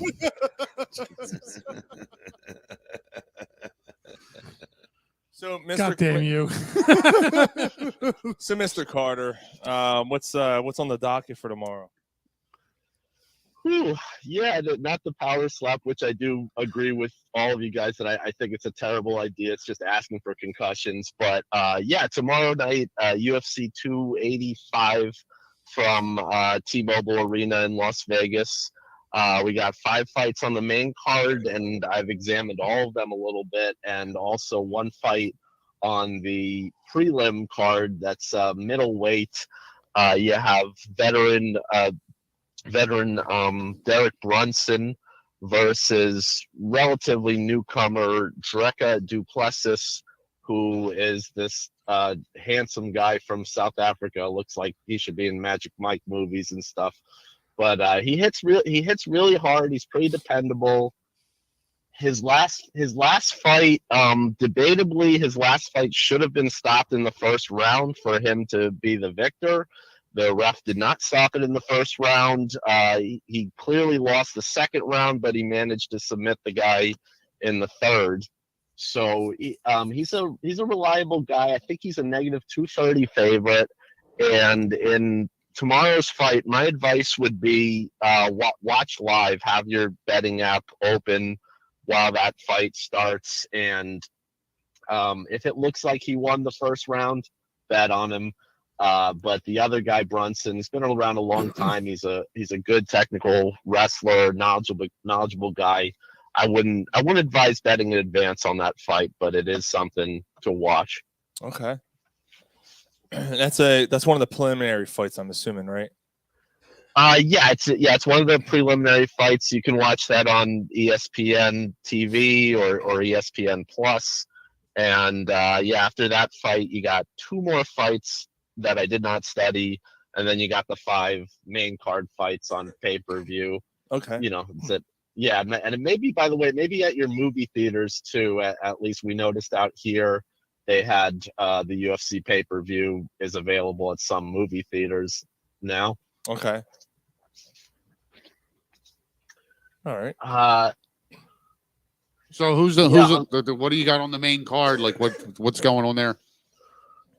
Well, the big the main event fight is the heavyweight championship, and we haven't had a heavyweight championship fight in 14 months. The last champion, Francis Ngannou, you guys remember him from the Jackass movie. He ultimately vacated the belt by not fighting for 14 months. A dispute over pay. It was all foreseeable a year ago. So so he has vacated. The guy that he defeated 14 months ago, Cyril Gane, he'll fight to be undisputed champ tomorrow night versus a legend of the league, a guy named John Jones. He's been in the league, where he was in the league since 2009, but he has not fought in just about 3 years now. And this will be new for him, a heavyweight fight. He should be about 250 in the fight tomorrow, where he was a legend at 205 pounds. At 20, I think 26-1-1. Technically, he never lost. This is actually a funny story, but the one fight he did lose, he was disqualified. The way he threw an elbow, I mean, I'm sure he didn't mean to, but the way he threw an elbow, he got disqualified. And funny enough, the guy he did that to that day was actually deaf. I'm not even making that up. Oh man. Hard of hearing. And then another fight he knocked the guy out at the time of the fight, but then when they took him for drug testing later that week, it's like, wait a second, PEDs, that you're stripped of your belt, you're stripped of that victory from earlier this week.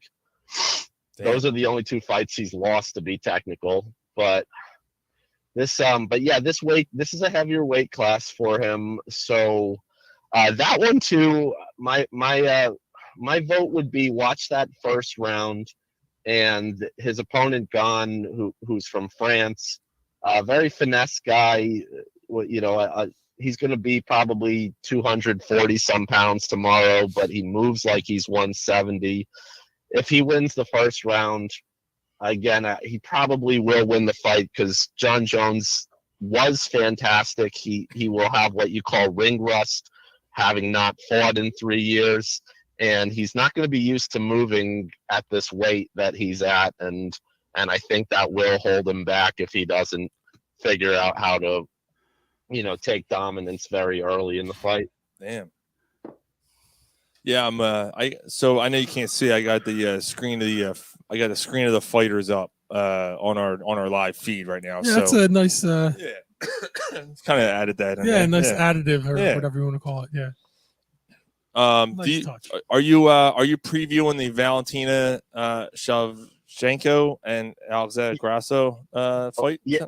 Okay. Yeah. Alexa Grasso and Valentina Shevchenko. We certainly can talk about that. I believe this is the 9th title defense for Shevchenko. And a lot of controversy with this fight, mainly that does Grasso actually deserve this title shot versus other women who are ranked higher than her. Shevchenko's last fight had been, I believe, in July of last year, and the other girl, Talia Santos, lost the fight by split decision. Many people, including myself, will tell you that Santos won that fight 4 rounds to 1, and I don't know what the judges were seeing when they called that fight. At least the one that called it 4 rounds for Shevchenko, 1 round for Talia Santos. So that girl did allegedly she didn't make enough noise for getting a rematch. She does deserve one. There's 1 or 2 other girls in that weight class that deserve a title shot too. But Grasso, she's a wrestler. She's gonna try to be fast and she's gonna try to get a submission. But Shevchenko, she's in a whole other class, and I think she'll be ready to make sure this fight is her fight, not Alexa Grasso's fight. So upsets can happen. But I'm not expecting Alexa Grasso to get the upset tomorrow night. Okay. Yeah, nipples. What was that, Gary? She's got no nipples. She's got no nipple. Who? Which one? Grasso? Yeah. So Grasso has no nipples. I have nipples. Greg, can you milk me? They're 125 pounds a piece. So that kind of goes with the territory. There's been some fighters over the years that had enhancements.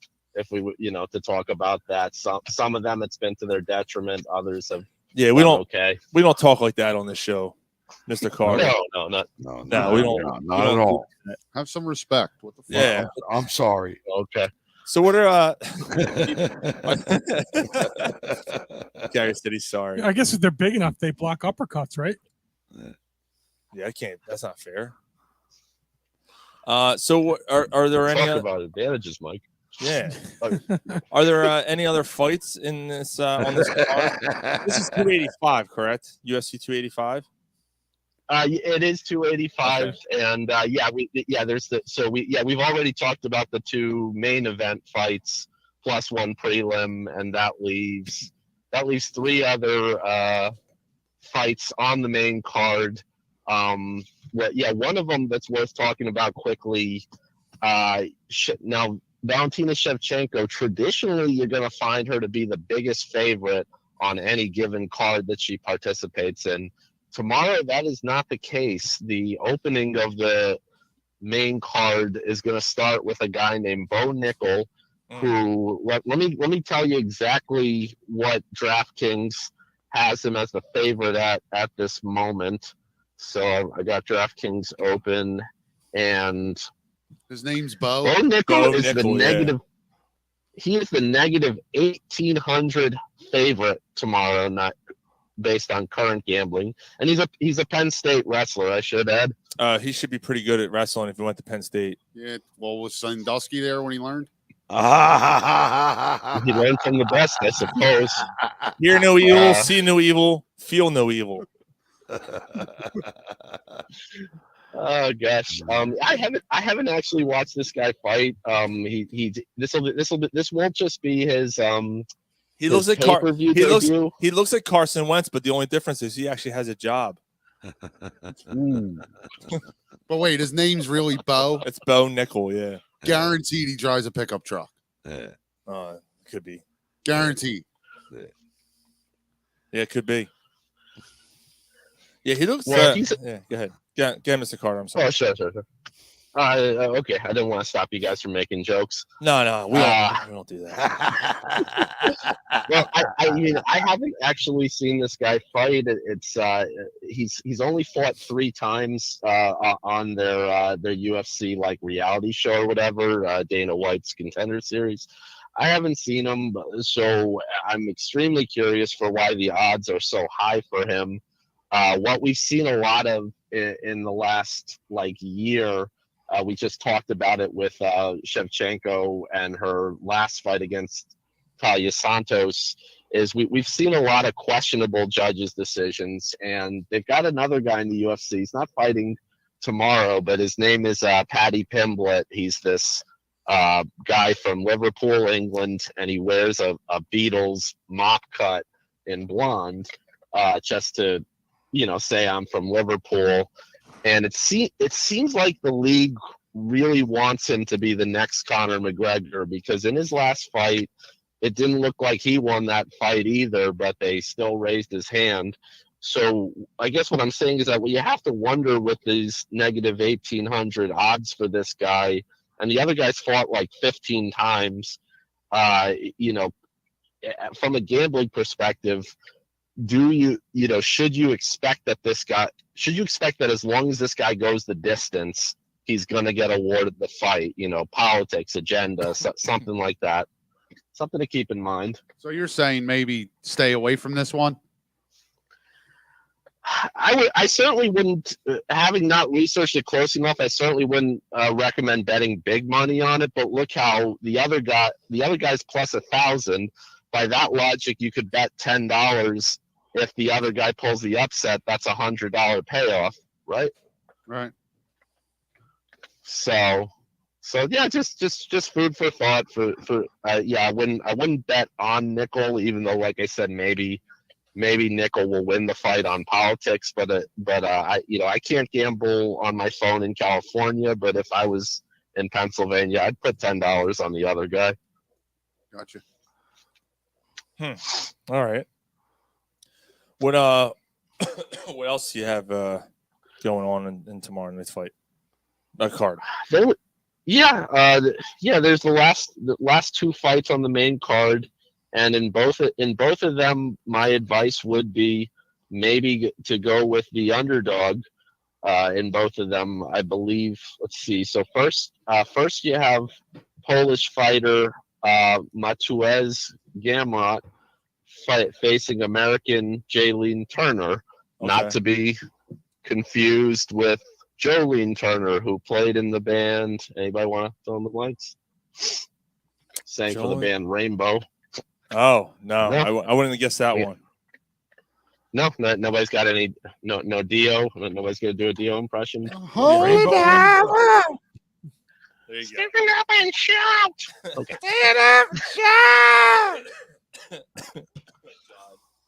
No, ready? I got a Dio impersonation. You ready? We're You ready. ready? You ready? He fell on the floor. He fell on the floor Because he's because dead. he's dead. Yeah. Mm. Oh, Boo. dark. Dun-dun. Oh, Ryan's a chip bag. But Jalen Turner is American, and he is taller. He's a lot I taller. thought it He's was funny. longer. He's quick. Oh, you're Okay. a fucking So- asshole. He is the underdog. Now you upset your Gamrot brother. is talented. He's Yeah. So, wait. So I'm sorry. How much does he? What division is he in, Mr. Carter? this is lightweight. This is Okay. 155 pounds, and this is Conor McGregor's weight class. Okay. 155 pounds. So Gamrot has lost his last two fights against very talented opponents, Benil Dariush of Iran, and the other guy, I would butcher his name, but Can it's never like lose to an Armin. So, Iranian. yeah, what's up? Can never lose to an Iranian. I worked for Beirut. Well, Gamrot did, and he also lost to a guy whose name is approximately Armin Sarukian, who's part Armenian and part Russian, and very good fighter. Gamrot is good, but I think this reach difference, this length difference, and speed difference, I think it will benefit Turner, and I would say go ahead on Turner, the underdog, in Okay. that fight tomorrow night. What are the odds on that one? Turner, Gamrot is -215, and he was the favorite in the last fight. I think I might have mentioned it in an article I wrote for cornerpubsports.net. I might have put in an article to go for the Iranian Dariush against Gamrot in that fight. Yeah, the odds were about the same when that fight started, and what's his name? Dariush got 2 out of 3 rounds in that fight. I like the fact that you're going for underdogs, though, SG. Yeah. Yeah, I knew you'd like that, Mike. It's just that kind of night.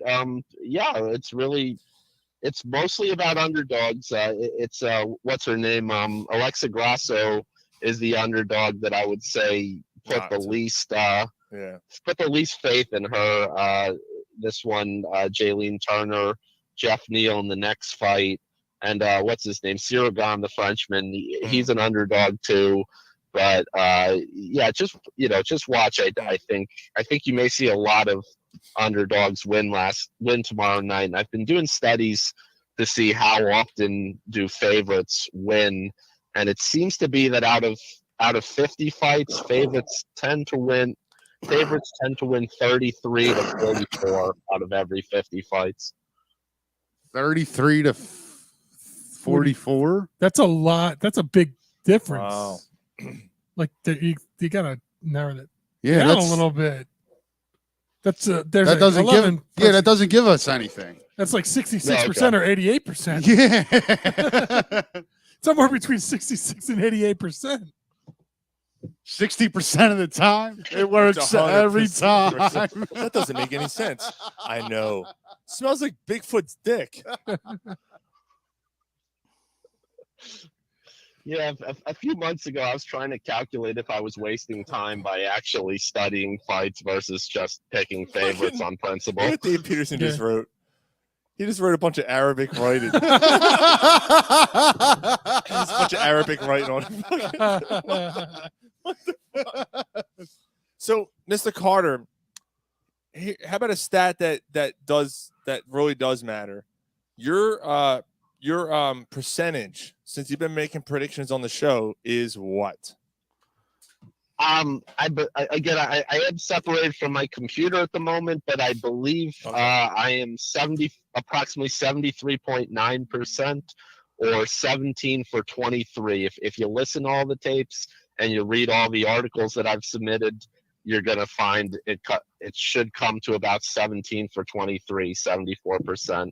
And tonight we're talking about 6, so that'll bring it up to 29 fights. We'll see if it's 17 for 29 or if it's 26 for 29. No, that 23. We'll see if it can get as high as 23 out of 20. And also this puts you at 100 total fights researched since last June. Of 2021, 100 fights researched since June of 2021. I'm sorry, last year, yeah. Okay. And yeah, you said 74%. Yep, 74% you said. So, but a lot of them have been favorites. Have you put in something to where if you bet 100 on each fight, where you might end up on that? Yeah. I can't say it. I think Mike, I believe what you're trying to say, which is very important, is like how many of those fights were the odds close? Because indeed, out of those 100 fights, surely at least 10 to 15 of them were fights where, say, somebody was a 400 plus favorite, right? And to call them as the winner doesn't really say a whole lot about my expertise versus how. No, I wasn't even challenging that. I was just 200. Right. No, I was just more saying about the. So yeah, you're at 74%, but if some of them are favorites, just have you ever calculated on an Excel spreadsheet saying, okay, if I say I bet 100 on all 23 of these fights, what am I gaining on the 400 to 1? I'm only gaining 25. I'm only getting 25 for that one. If I'm betting an underdog, I'm getting this. And then kind of where at the end of it all with the 74%, betting $2,300, what's your profit? Oh, okay. Well, Mike, I'm away from my computer with spreadsheet tonight, but I can get back to you about that. I can, I record the odds of every fight I research, right. So I could get back to you about how, hypothetically, how much money would you have in your hands if you won $100 on every CPS pick I got right, and you lost whatever money there was to lose on the ones I got wrong. I can get back to you about that in the near future, and I'm happy to do that. Yeah, no, I think it would be interesting because I think that the percentage winnings is good, but at the end of the day, Mike's all about the money. Yeah, I'm all about the money. I'm but like, it makes sense. if you're an expert on the show, we want to kind of see how you're faring at the end of the day. Right. Not just your win percentage, but your actual profit. I totally agree. Another book I've read about about fight gambling, they talked about just this. Shevchenko represents a great example to talk about, what we're saying here, that say out of 100 fights, I've studied 4 Shevchenko fights. So usually you have to bet like $1,000 to win 100 on Shevchenko. Right. So if a person bet on only 5 fights, 4 fights of Shevchenko and 1 for someone else, they might have risked $4,000 and won $400 on Shevchenko. But if they lost $800 on that 5th fight, that person, like you said, they're a money loser, even though, in math terms, they get to say, I was 80%, but I lost $400. Dave Peterson chimed in and said, bet 2 camels on the Iranian fighter who will win 2 camels and a goat. I like them odds. Yeah, I like those odds. All right, so do you have anything else you'd like to plug before we let you go, sir? Oh, okay. Just last fight to mention real fast. Sorry about that. Jeff Neal. Yeah, no worries. Before the main events, Jeff Neal, American versus Shavkat Rakhmonov. I Shavkat. don't know what cut. Shovcock? Pretty much. Shovcock? Shovcock. That's my guy. I'm going. Shovcock up Montbano. I'm betting the house on him. Shovcock up Abano. Where's With Sean, or, with Sean, or where's without the, you? Where's the I've got my shit packed in soundbite? Hold on, let me find it. Hold on, here we go. Pushed in. Oh yeah. Hold on. I had my shit washed in, bro. There it is. All right, I know. Did he get it pushed in by Shovcock? Yeah, he got pushed in by Shovcock. No, he got shoved in by him, Hulk Hogan, brother. Yeah, sorry, Mr. Carter, you couldn't hear that clip, but it's from Training Day. Yeah. I'm sorry. What are the names again? Shovcock. Shavkat. I mean, No, it's Shovcock. It's Shovcock. He's never going to be able to pronounce it right again. Now we almost twisted up. So call him what you want. Rachmanov. Hard as a Rachmanov. He is. You want to make money on him. You need $460 to win 100 on him. Okay. And he's good. However, I would say go ahead and put your money. As long as you can afford to lose it, that is, put your money on the American, the underdog, Jeff Neal. He came in 5 pounds overweight today. I'm not entirely sure if they'll cancel the fight. It's currently not listed as canceled. That's Mr. Shavcock's decision at this point if he wants to bow out with the other guy weighing 5 pounds too much. But Neal in his last fight was looking really good. He's got punching power. He could win. $100 would get you $470 return to you if he does. So that's the side of the action that I would recommend taking there. I certainly wouldn't rule it out that Mr. Shavcock may just dominate the fight and win. So Shovcock's going to dominate. Say it, please. Say it. Oh, okay, right. I'm gonna say it. Shavcock may dominate. There you go. That's the name. That's the name of the show. Shovcock will dominate. Dominating Shovcock. Man. There you go. Dominating Shavcock. Oh my goodness. Oh man. Oh, this is too good. This is too good. So I want to thank you guys for having me on. Once again. On Instagram, please give a follow to the Krav Maga Kangaroos. The 40-page comic book is ready. We'll be releasing it as soon as I can work things out with that smiley-faced conglomerate company that runs everything. Fast shout out to the artists that worked on that book with me. Dan Buxa out of Long Island, New York. Nebulon Art way down in Yucatan, Mexico. And Jamie Dillon up in Montreal, Quebec, Canada. She submitted a very beautiful back cover for the comic. So it's going to be available soon. So I'm looking forward stick hold around on. for that. Dude, well done. Well done, man. Dude, that's a lot of work, dude. I'm proud of you, man. That's great stuff, dude. I'm looking forward to getting a copy and reading it to the kids. Reading the pages I can to the kids. You know, that's acceptable. But yeah, man, that's awesome, dude. I'm proud of you, man. Yeah, I'm gonna read it and then shove a cock in something. Hey, look, as long as you're paying, I'm sure Seth's all right with it. He doesn't care. He doesn't care what you do with the book if you pay for it. So, some pages are a little bit more mature than others, but all in all, the entire book should be appropriate for all of. It's all right. Kids. My kid's going around. It's all good. My kid's going around. I can hear him in his room going, "God damn it!" screaming. And then he said this fucking thing the other day. So I don't think that's a problem. I don't know where he gets it from. No, I have no idea. No, who's to say? Who knows? I know. So before we let you go, Dave Peterson said from the Urban Dictionary, "Shovecock, to talk gibberish caca, shove cock in nanny's mouth. Stop talking shovecock. Take your cock and nanny out of her mouth." Wow. Jesus Christ. I know. Where's that even? Go Phillies, Dave. Oh my goodness. Mr. Carter, we thank you, man. Thank you so much for jumping on our nonsensical show. Thanks so much for having me, guys. Let me just also say hi to my lady Danny. We're looking forward to listening to the replay later in the weekend. So yeah, you guys take care. And Sean, I don't know if you guys talked robo when you were making robot umpire jokes. I'll send you a bad joke if you weren't talking about it. All right, go for it. Yeah, absolutely. Yeah, please do.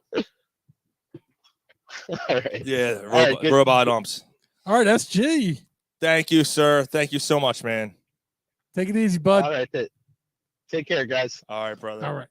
Mr. SG Carter joining us on the show tonight. First time in a while we've had him on doing UFC talk with us tonight. He's going to go shove his cock in his wife, Danny. It's not his wife. Wow. Wow. Yeah, that's awesome, man. Yeah, good for dude. I'm really happy for him in the comic book coming out, man. That's great stuff, dude. He's been working on a really long time on that. So that's all. I mean, dude, it's incredible. That's great. That's a lot of work, man. I can't imagine. So, I mean, when we talked to Lenny Dykstra, he said the hardest thing he ever did was that book that he did. Yeah, the hardest thing in his life he ever did was that book. It's weird because except Dawkins. Dawkins said it was easy. Dawkins said it was easy for him. Yeah, but look, I mean, that dude. Dawkins is different though. He's built different, man. Yeah, he's different. Fucking Wolverine. All right, so where did Gary go? Oh, hold on. He said he had to go. Oh, to bed. He said he had to go. While you were drunk, real quick, guys, and then we'll do the Eagles. All right. Yeah. Well, what the fuck's wrong with him, man? I am not drunk, man. You're trying to make me drunk. It's time to catch up on some things you may have missed. Do you think a six-pack is acceptable? While you were drunk. I'm drunk and I love cats. What more do you need to know? All right. So while you were drunk, all right, John Morant, has been accused of punching a teenager and threatening him with a gun at his own house. Yeah, He invited him over and played ball. Yeah, and then threatened his life. Yeah. Willie McGinnis is in trouble. Former 2-time, Super Bowl winner from the Patriots. Karl Malone. Apparently, reports have surfaced of him messing with a teenage girl. Now, when he was a little younger. Yeah. Oh. Well, he was younger. He was older. I mean, he was over 21. Yeah, he was over 20. Yeah. Potential first-round pick Jalen Carter is in a lot of trouble. Yeah, that's interesting. Yeah, death involved there. So I lumped all these guys together just because. Murdoch, did you see the dude Murdoch is found guilty? Yeah. Murdered his wife and son. Oh, no, I didn't see that. Yeah. Oh, really? Yeah, 2 counts of murder, 2 counts of concealed weapon or something. It just begs the question, what the hell is wrong with people? You have all these people have something in common. They have, except for the rookie who was going to make a ton of money. He'll still make a ton of money. He's getting drafted. Yeah, he's still going to get drafted. He's not doing hard time. I mean, he said, I'm going to be exonerated. Whatever. Well, he didn't. OJ said that too, and he was right. Yeah, but this kid's not going to prison. He didn't. Right. All he did was I think they were drag racing. Yeah. Him and the other guy were drag racing, and the other guy's car crashed. Right. Or something. Right. And he'll probably be all right, but he just didn't report it or something, or left that what it was? Left the scene. Yeah, he was at the scene, and maybe he didn't report it or whatever. Yeah. Like, he's going to get a slap on the wrist. He may get like some probation, but he's not going to do prison. He's not going to prison. He's still going to get drafted in the top 5, I think. Oh, you think he's still going in the top 5? Yeah. Really? That's interesting. This is from Mr. SG Carter. Movie idea. RoboCop got fired from the force for putting the knee in the back. What happened? What is this? He got fired from the force for putting his knee on someone's neck. Who? Jesus RoboCop. Christ. But then the judge sentenced him to become a baseball umpire for community service. That's fucking great. All right. So, Jesus, man. That's a good joke. But yeah, all these guys have something in common, man. They have money in front of them, and they're young. They're doing these stupid ass things. Well, they were young. Karl Malone. They were young when it happened. Like, what the hell? What are you thinking? And Charles Barkley was right, man. Well, the drag racing, like Charles Barkley was right. I am not a role model.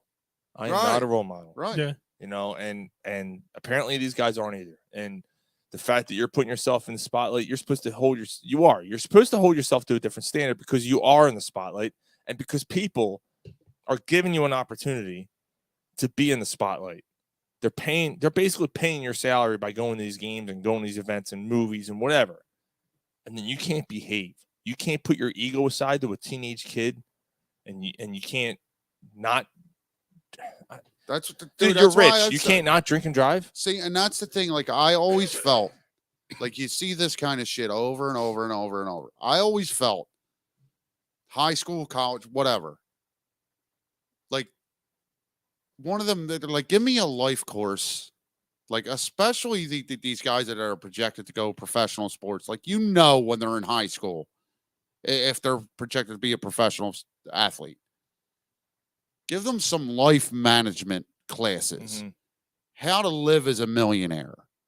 How to manage the people around me. Like how to make sure I'm not in a situation that I can't end up in trouble like this. Yeah. I am not excusing them. I'm not saying it, but in college, that's where it needs to start changing. In college, I could definitely see that as I don't know if you can make it a course, but as a mandatory before you step on the college field or before the end of the year, before you graduate or whatever it is, to have a 2-hour mandatory session on life lessons for that every year. Yeah. Like something to like And it to doesn't need to be guide them. Now, it may not help. No, but it might. Yeah. Saying like, but just bringing up This shouldn't even bring up so many different things. Bring up Carter. Bring up these need that, guys. man. Bring It's up ridiculous. Odom, who showed his dick pic or something like. Right. Bring these guys like Did you these. see that hammer on that guy? I'd send dick pics too if I had that hammer. No, I didn't see the hammer. I didn't look. Yeah, Lamar Odom had a hammer. I would have sent dick pics too. Okay. You'd have lost millions of dollars for it, but It's all right. I would have can gained it afford back it. in porn. You can afford it. Yeah, he can afford it, and he's all right. I'm sorry. so That was no. But I inappropriate. mean, have the list of it and just basically say like, this is step one of like what not to do, and this is what you're losing. Yeah. And then you could get into like when you have millions of dollars, like your friends aren't. You're not making it rain with your friends. Right. You can't do that. And you hear poor cry on me, but you hear like so many people say it. Like it's not easy Being green. like being wealthy. Like Right. it's not easy. So these 21, 22-year-old kids have millions of dollars. It's just a matter of time for most of them end up in trouble. Right. I know if I was when I was 21, 22 years old, if I had $1 million, It'd be gone by now. I'd probably be dead or in prison. Honestly. Right. Like, the dumb decisions that I made, and I never had $1 million. Right. So just $1 million. Yeah, it's I don't know, man. I just don't get it. Mm-hmm. But you guys are on. You guys had some good ideas for sure. You know, but things aren't going to change. No. Or actually have maybe they're figure out a way to get some reputable financial planners for those guys. Or even that, like a course, like financial planning course, something, man, like something. While you were drunk, so Robbie Anderson has changed his name again. Oh, boy. Okay, so it was Rob Anderson when he came in the league, and then it's Robbie Anderson, and now his name is Chosen Anderson. Get the fuck out. Chosen Anderson. What is he in a Karate Kid? I don't know what's going. Like, Chosen, what the yeah, fuck? I don't know what's going on. Chosen Anderson. So Okay. I know I'm not going to be choosing you for fantasy football. You fuck. He killed me. Yeah, Like, he I'll never choose him fucking again. Killed me. There was a killer cock. A killer cock. I've been saving this one for like weeks. An Irish. the Irish Examiner in Cork, Ireland. Oh yeah. Which, by the way, Cork is a beautiful, beautiful place. And if you ever go to Ireland, go to Cork over Dublin. Visit Dublin for a day or two, and then go to Cork. I'm telling you. Anyway, they reported that Jasper Kraus was allegedly attacked by a Brahma chicken that was moved to his property after it attacked a child. It had attacked the child, moved to his property. It found out that they, I guess the police, or I don't know, someone reported that when they responded to reports of a sudden death on April 28th, when he, this is last year. It's an old story. Mhm. Oh, because he went to court recently. Right. That's what it is. Okay, this was a court case. When he arrived, he spoke to paramedics who said CPR attempts to revive the victim were unsuccessful because the guy was found on the ground with bite marks in his leg. So the chicken, the killer cock, ate his leg. And like the guy bled out from wounds in his leg. Hit an artery or something in Yeah, his leg. and killed him. Jesus. Fucking killed him. Like, that's insane. That might be, Cock! that might be the name of our show, The Killer Cock. The killer cock. That's it. That's it, man. Cock! Killer cock! Like, what? The killer shove cock. Killer shove cock. Manny Machado signs an extension. Yeah, he got paid. Yeah, after being a bitch and saying he wasn't going to be coming back to the team, and then he ends up, I guess he had a plan. Yeah, I guess it worked out in his favor. What was it? $350 million? 11 years. He'll be 42 years old. Was it 11 for 350? Is that what it ends up Something being? like that. Yeah. Yeah. So that's more money than he got from his last contract. More per year. Yep. And all guaranteed. Yep.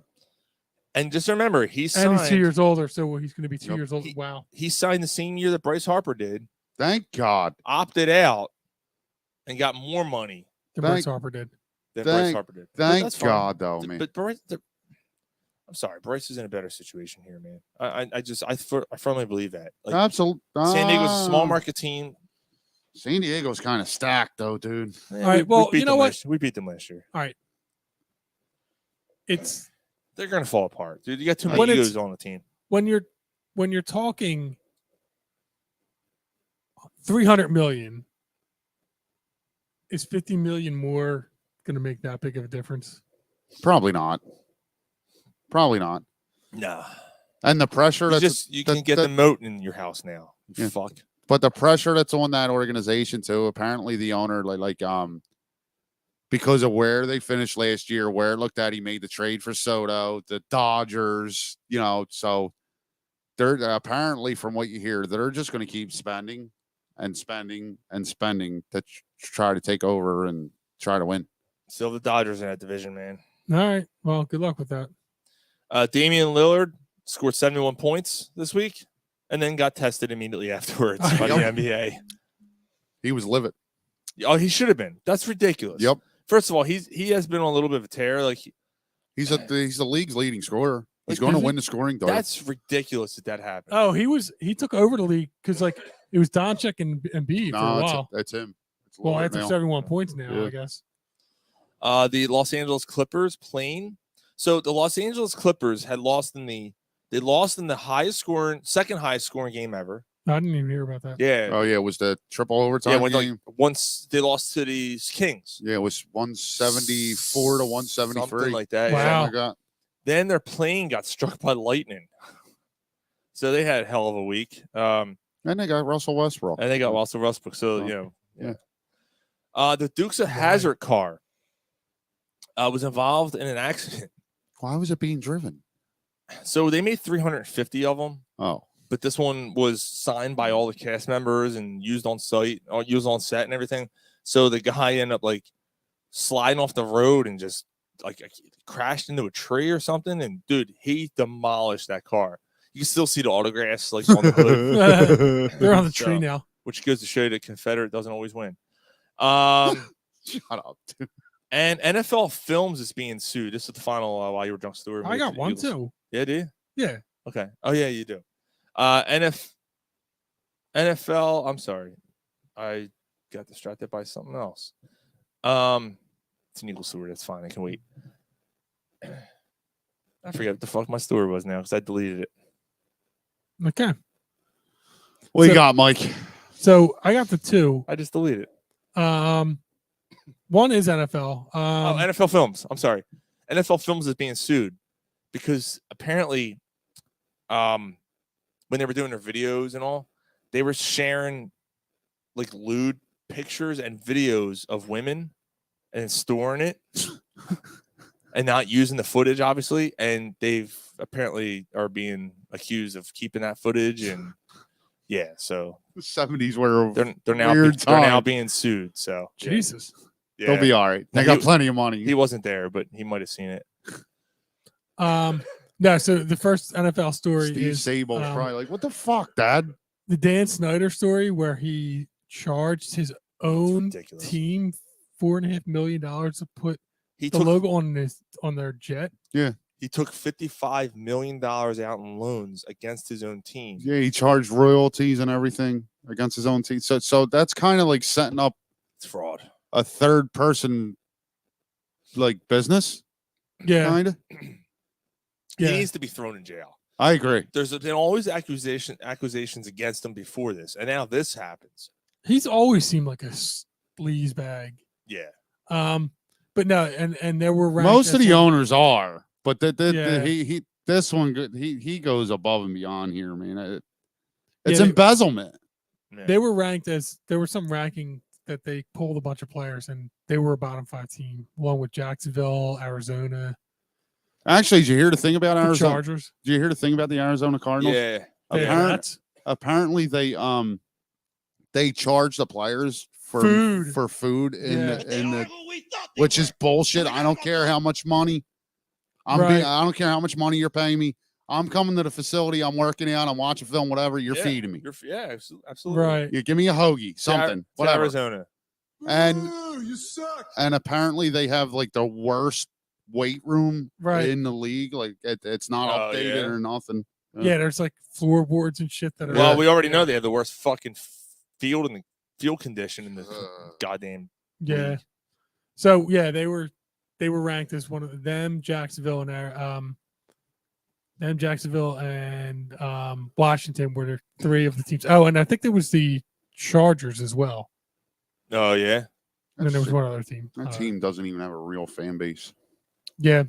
So the other story is there was a exhibition game played between the Pittsburgh Pirates and the Baltimore Orioles that did not have umps that was played in the bottom of the 9th inning. Oh yeah. I saw this. Pretty cool, man. That's pretty cool. So it's preseason. It's a game where, people are just trying to get work in. So you get to the bottom of the 9th inning. One of the teams, whoever the home team is, it doesn't really matter which one, is up by 3 runs. Mm-hmm. And both teams agree and decide, let's play this out. Let's play the other half the inning. Said, yeah, you guys do what the fuck you want, but we're off the fucking clock. We're out. We're going to get drunk. We're going to get drunk. Yeah. And they played it. That's pretty cool, man. Yeah, they're just kind of like, fuck it. Let's go. That's pretty cool. Yeah. It's like backyard baseball. Yeah. Yeah. Backyard baseball was the shit. Didn't matter, ball strikes, I guess, whatever. But Yeah, the umps are like, fuck you. Yeah. We're out here. We got a fucking tea time. We're in Speaking of fucking tea- Florida. Speaking of tea I'm time, hungry. Yeah. I'm getting fit for clubs tomorrow. Nice. Yeah. That's all I have. All right, that's why we were drunk. All right. So the last segment we got, are we doing it? Yeah, let's do it. Doing it? All right, let's do it.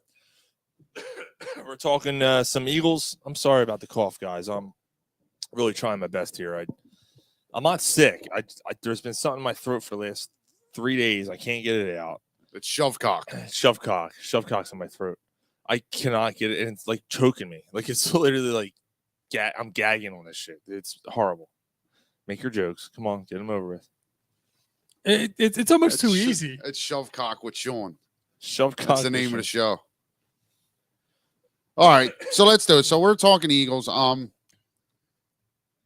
So we're just gonna get into it. So I'm sure any Eagles fan knows the situation that the Eagles are in right now. Yep. They have 20 free agents.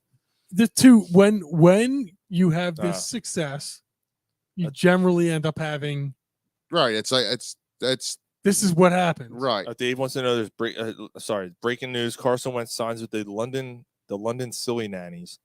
And rumors are that the Marcus Mariota and the Eagles may be gaining traction.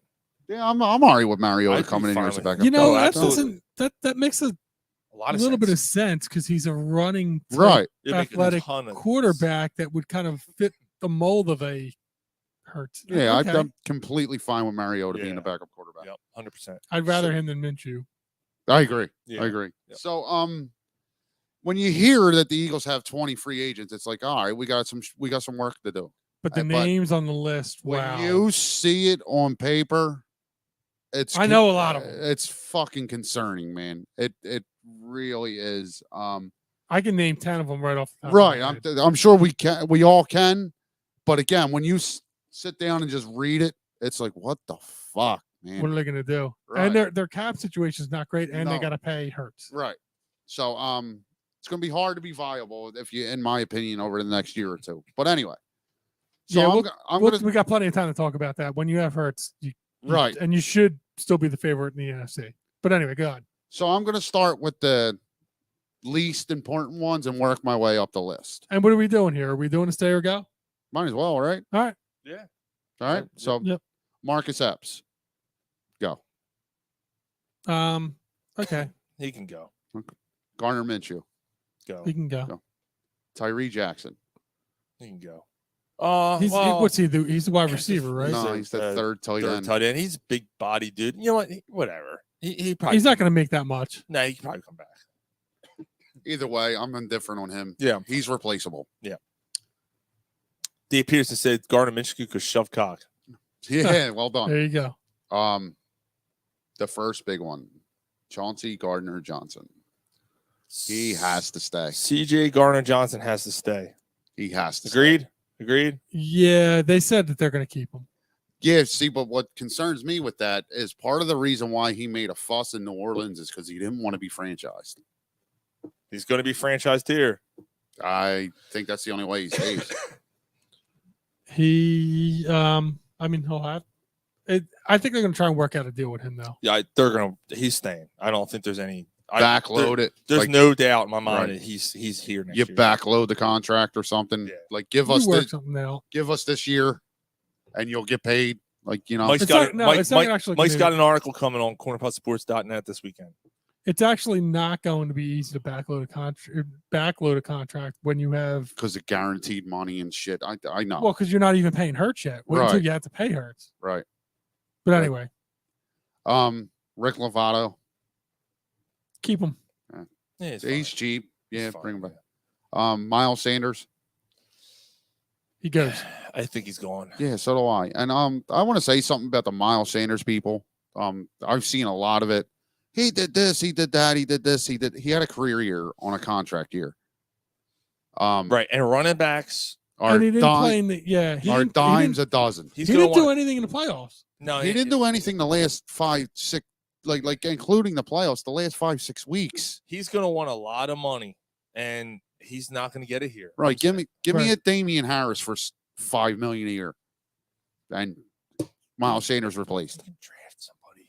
Or I just don't like take that. I'm not drafting someone in the first or second round. Ed Kratz thinks they're going to take Johnson 10. Really? Yeah, he thinks they're going to take Robinson, Johnson. you mean? Or Robinson. Wow. John Robinson. Wow. He thinks there's a chance. No, to I don't. I love Ed, but I don't see it. I don't see. I just don't. I mean, they think, don't draft running backs in the first round, so they're not going to. I don't think the Eagles. Yeah, there's a lot of talk about this guy possibly being a generational type of running back, but but then I don't know. Yeah, so there was so they said the same thing about Saquon and Zeke, and where that I know, those- I know, I 100% agree. I know. Yeah. When was the last time that a generation running back had relevance? Probably Adrian Peterson. How many championships does he have? He's close to the all-time leading rusher, Mike.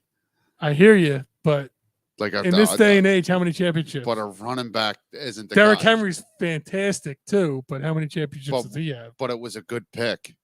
Yeah, no one's gonna say that Titans shouldn't have taken Derrick Henry. Right. It was a good pick.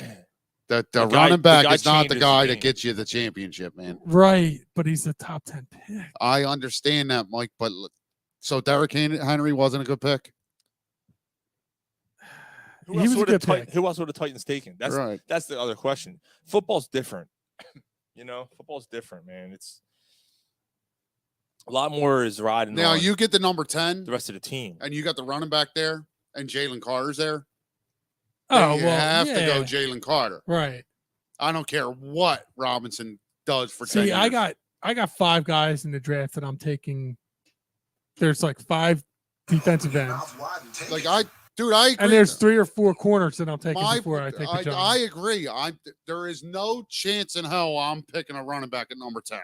Right. There is no chance in You hell. want to trade back to like You have other 18 needs. or Right. something like that and get some real draft capital, then I'm like, It's not even all right. 18. I'll get one in the 3rd, 4th round. They're a dime a dozen. Yeah.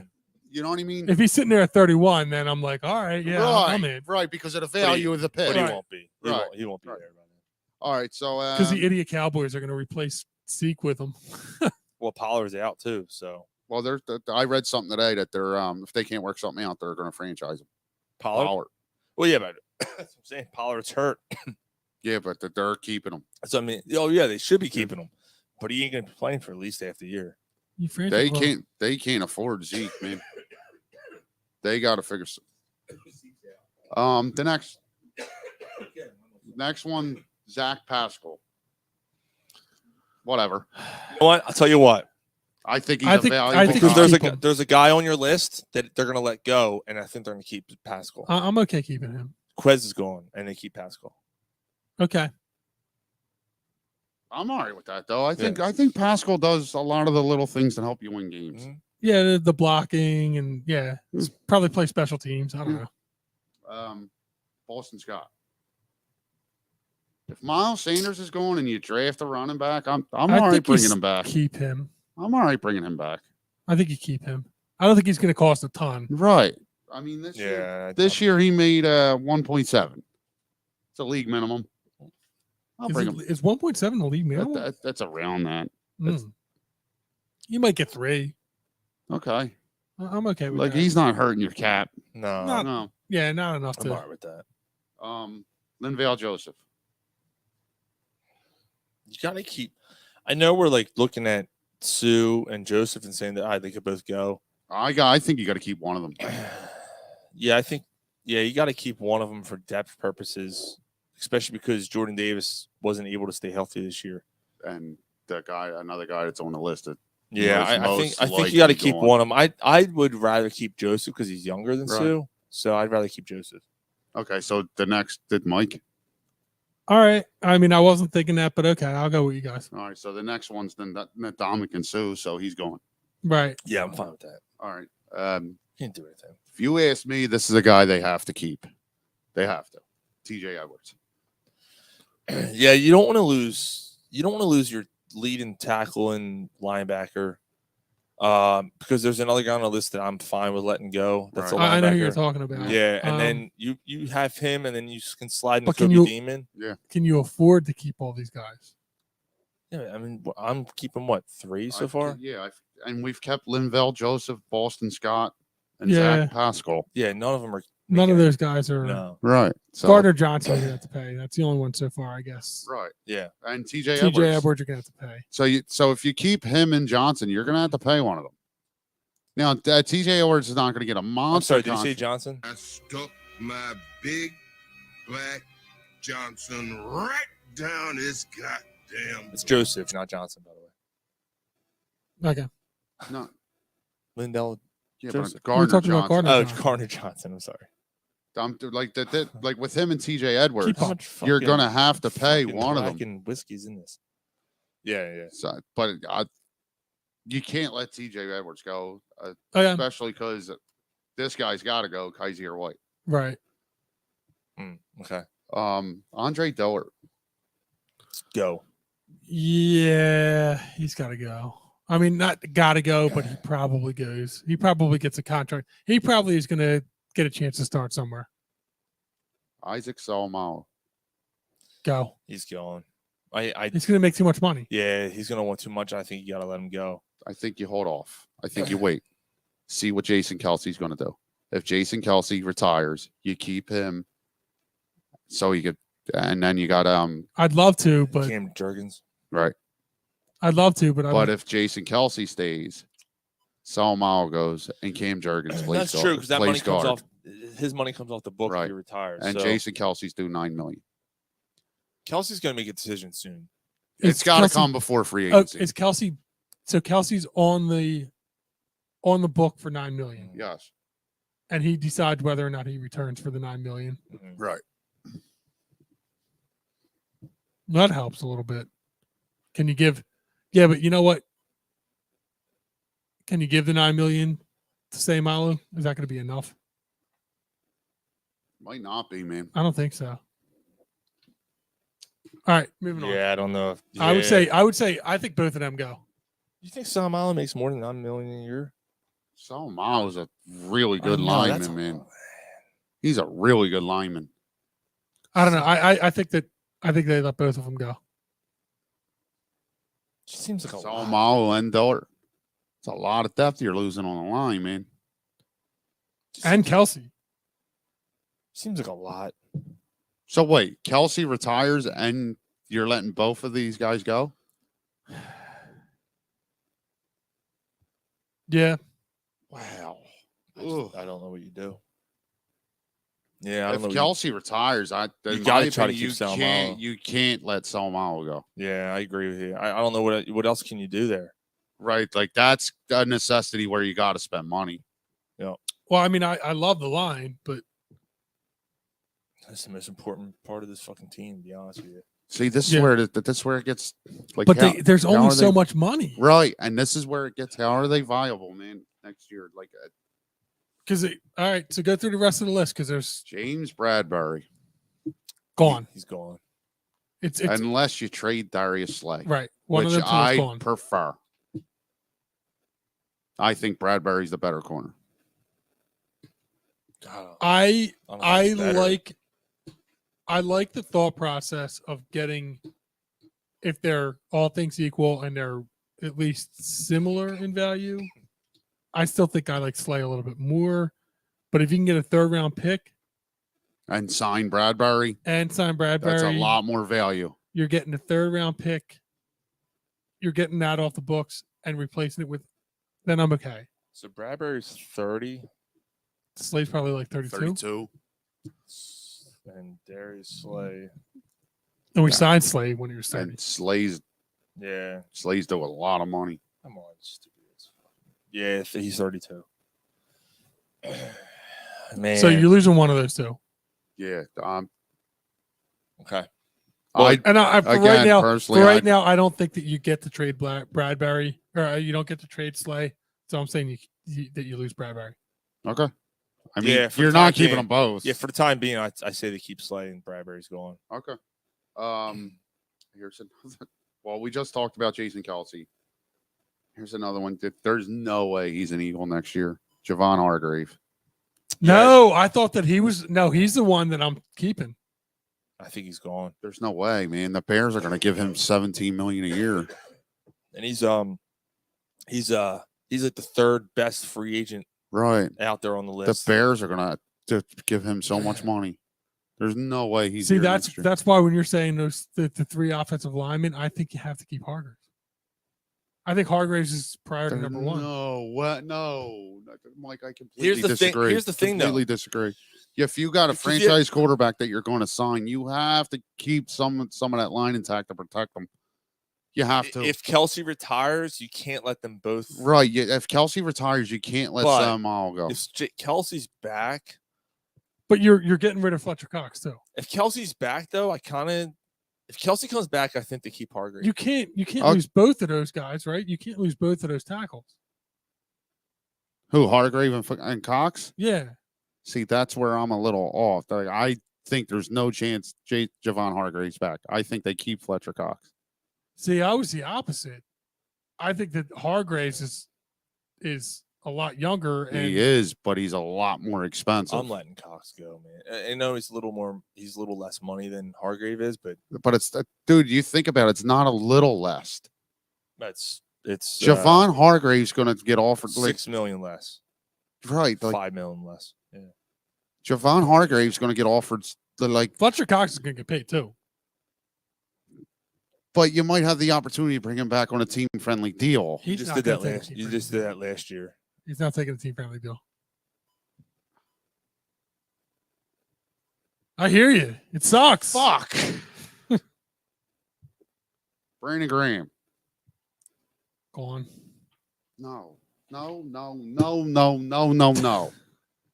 He cannot wear another uniform.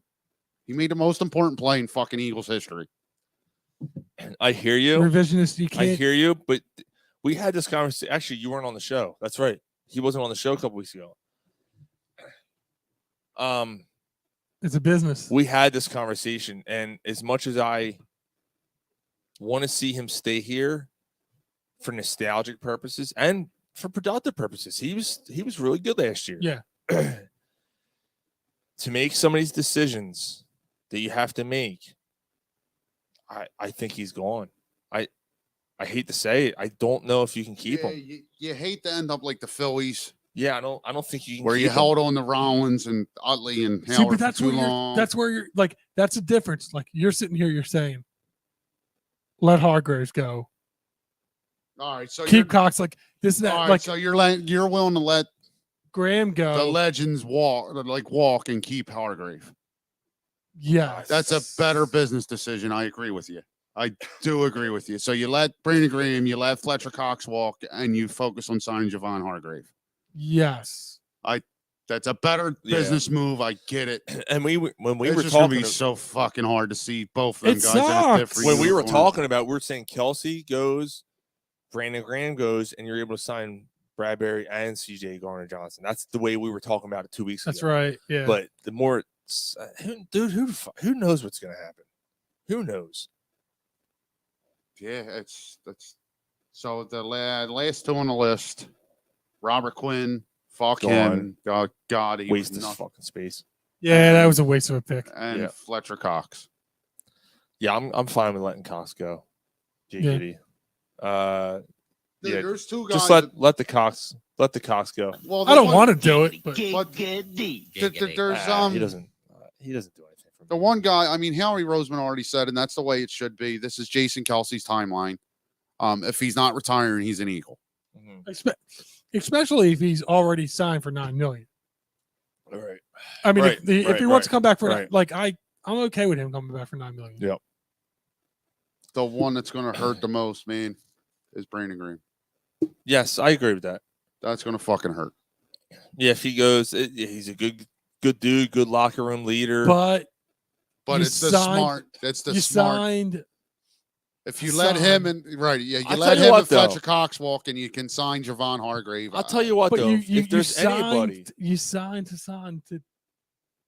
to be the next Brandon Graham. he's on the other side of the field. But yeah, he's on the other side. But yeah, And then Josh Sweat's coming back. You also have I Or know he's Derek not great. Burgess. You have Derek Barnett coming back. Barnett, and you here's still the have Josh here's the Sweat. thing, though. Brandon Graham screams to me a guy that would come back for, hey, how much can you spend to keep me here? Yeah, but how much less? Like Right. to where it's not But he looking made- foolish. Graham's not going to want to. Look, I mean, if you could get Graham on a decent deal, I'm happy to bring Yeah, him but back. if Carolina, because it's reported that him and Cox both are look like they would like to really? reunite Okay. with Jim Schwartz.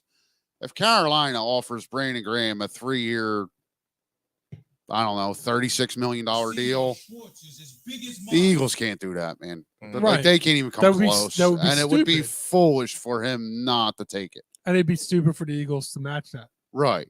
Yeah, no, I agree. So at this point in his career, for him not to take that, his agent's going to be telling him, no, Mhm. you have to take this contract. Yeah. So Yeah, dude, we knew this was going to be a depressing and a It's going to tough suck. It's going to be the end conversation. of an era, man. It's going to be the end. It is. It is. Can you but imagine it's you come into next year, But it's the Jason? start of a new one. Can you imagine you come into It next is. year, Jason Kelsey, Fletcher Cox, and Brandon Graham are not on this team? Yeah, Kelsey. It'll suck. Kelsey, I kind of expected, honestly, but I don't. I got to be honest, man. I think that. I'm sorry, Sean. Cam Jurgens is going to be something nice to watch, dude. I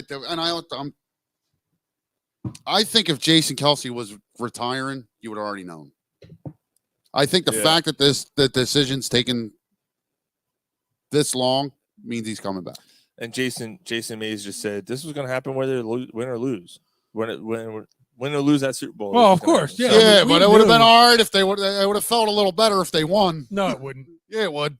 Dude, Yeah, it would. you would be just as goddamn depressed reading this list today. Yeah, fuck this list.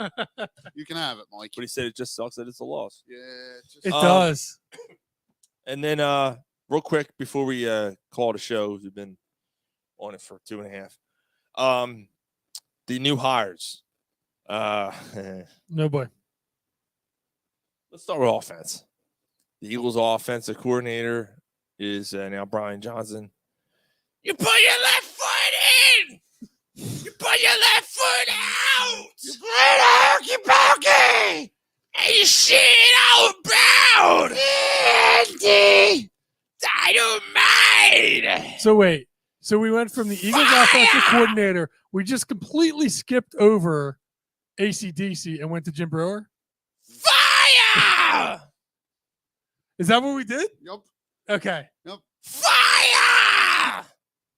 Dirty deeds. Thunder. Well, that wasn't Brian Johnson. Oh no, that's the other one. That was the dead Bon one. Scott. That's a dead guy.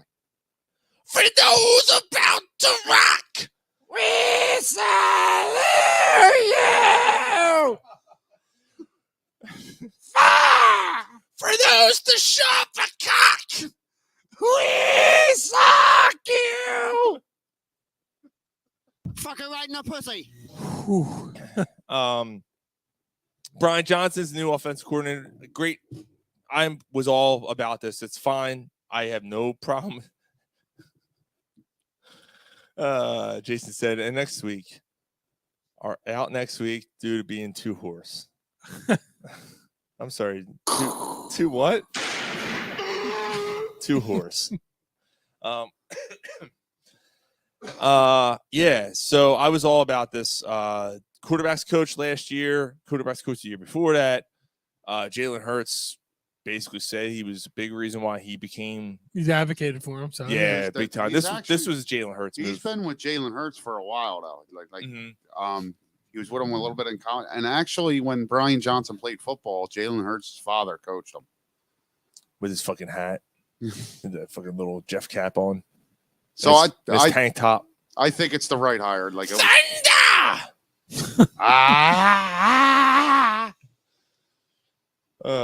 but it was the right hire. I want you to do a computer tube blanket. I formation. Ah! Shoot the gap. Shoot the gap. Shoot the gap. Hit him on a slant. Use the pulling guard. Pulling guard. Pulling guard. Get out and block. RPO. RPO. Go for two. All right.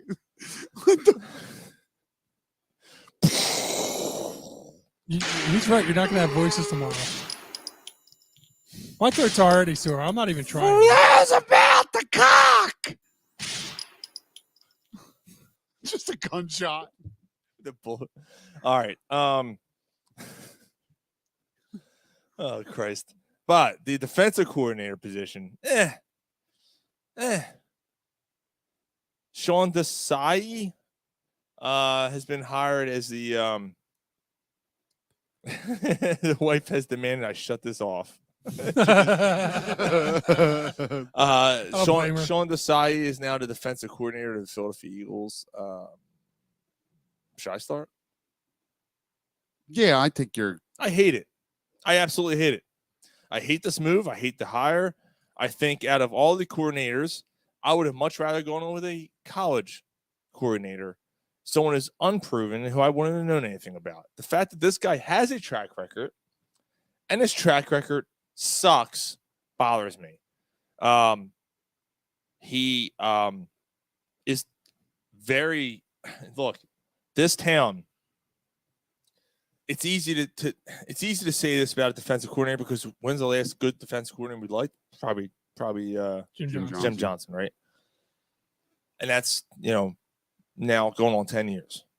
No, 12 years. 12 years. 12 years since he died. 2009 he died. All right. So shit, that's 13 years. 13 years 14 ago. years ago. Yeah. 15 years ago. Can't fucking count. 14. Yeah. 14 years ago he died. So that's the last time we had a defensive coordinator we all liked. The fact that but he died in 2009. He didn't coach a team in 2009. That's true too. So it was longer than that. So Jim Schwartz won a Super Bowl here, and people still shit all over him, right? Fire Schwartz, fire Schwartz. I saw it all the time. Fire Schwartz. Right. This Gannon was here and was very I heart math, he said. Jason said. I thought you weren't listening anymore. Probably because we started screaming. My throat does hurt now too.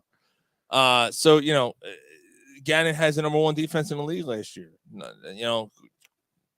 Almost breaks the record for sacks. Although I don't put that on Gannon. That's not Gannon. That's a talent on that That's line. a defensive line. Yeah, that's a talent because on that you're line. Didn't really blitz that you're much, rushing. You're rushing forward. That was technique, and the guy's Right. getting there. So whatever. That was yeah. I'm glad you guys see it that way, because that helps my argument. Because that was the argument that people say, oh, you had so many sacks, and look at the blah, blah, blah. How can you let Gannon go? I had no problem letting Gannon go because He lost the Super Bowl. You had great cornerbacks. Wait, and let, you were let Gannon go? upset about that. People were upset. No, going, but you didn't what do let you him go. mean? He was a head. He was. He took a head coach. No, the fact that he Well, you- left, people were upset. Oh, you're going to regret this. You're not going to regret this. But There's nothing to wait. the only thing you There's will regret. nothing to regret. You can't regret somebody unless you were replacing Sirianni with him. No. People were saying, the You're greatest. gonna regret like No, because there's people that didn't like pitching. Gannon. Yeah, I get it. Yeah.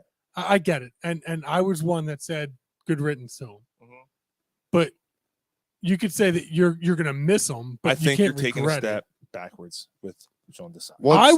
I actually wanted something the opposite of what I don't even know who was out there, but I wanted somebody more established. I was looking for a proven guy. Vance Joseph, Lovie Smith. Yeah. So I don't love this hire. I'm not.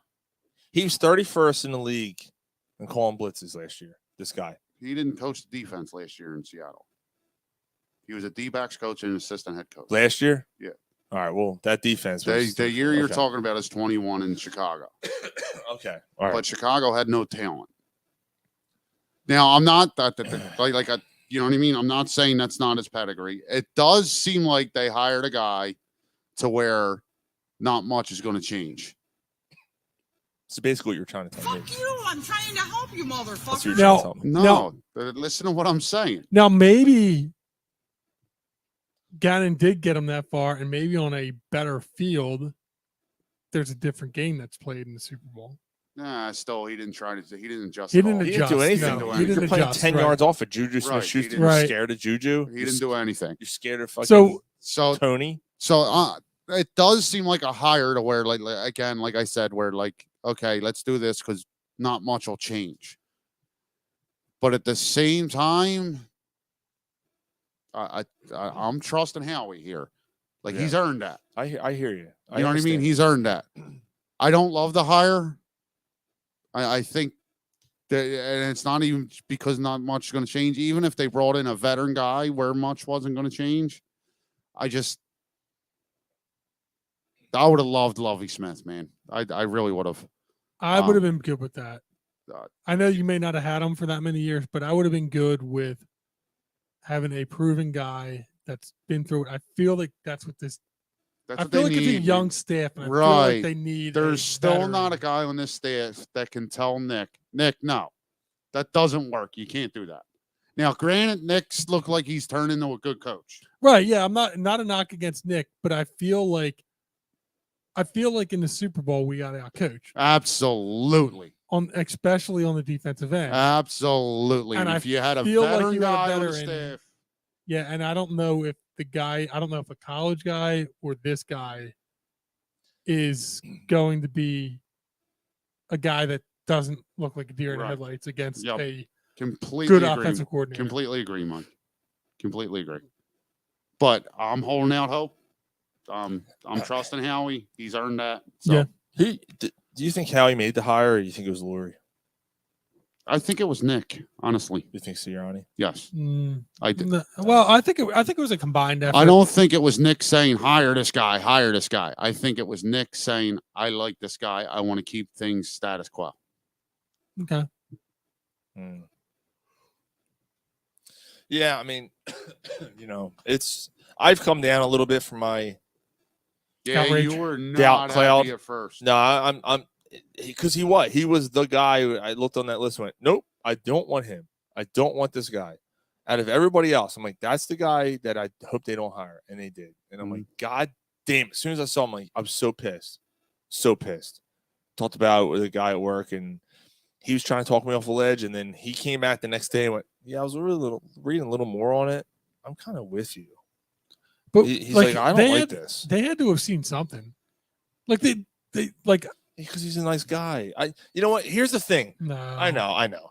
But here's the thing, like, because someone's like, oh, no one gave Sirianni a chance. That's not true. And I have the receipts to prove that I was not anti Nick Sirianni. Even after his first press conference, I still have proof that I was like, nope, I'm giving this guy a chance. I was the same way. I'm giving this guy a chance because I wasn't anti, and I wasn't like, oh, Nick Sirianni. I was like, let's see what happens.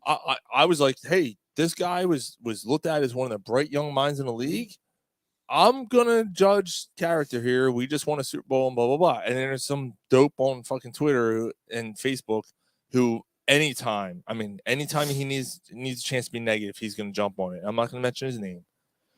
I showed you guys the message earlier. Fucking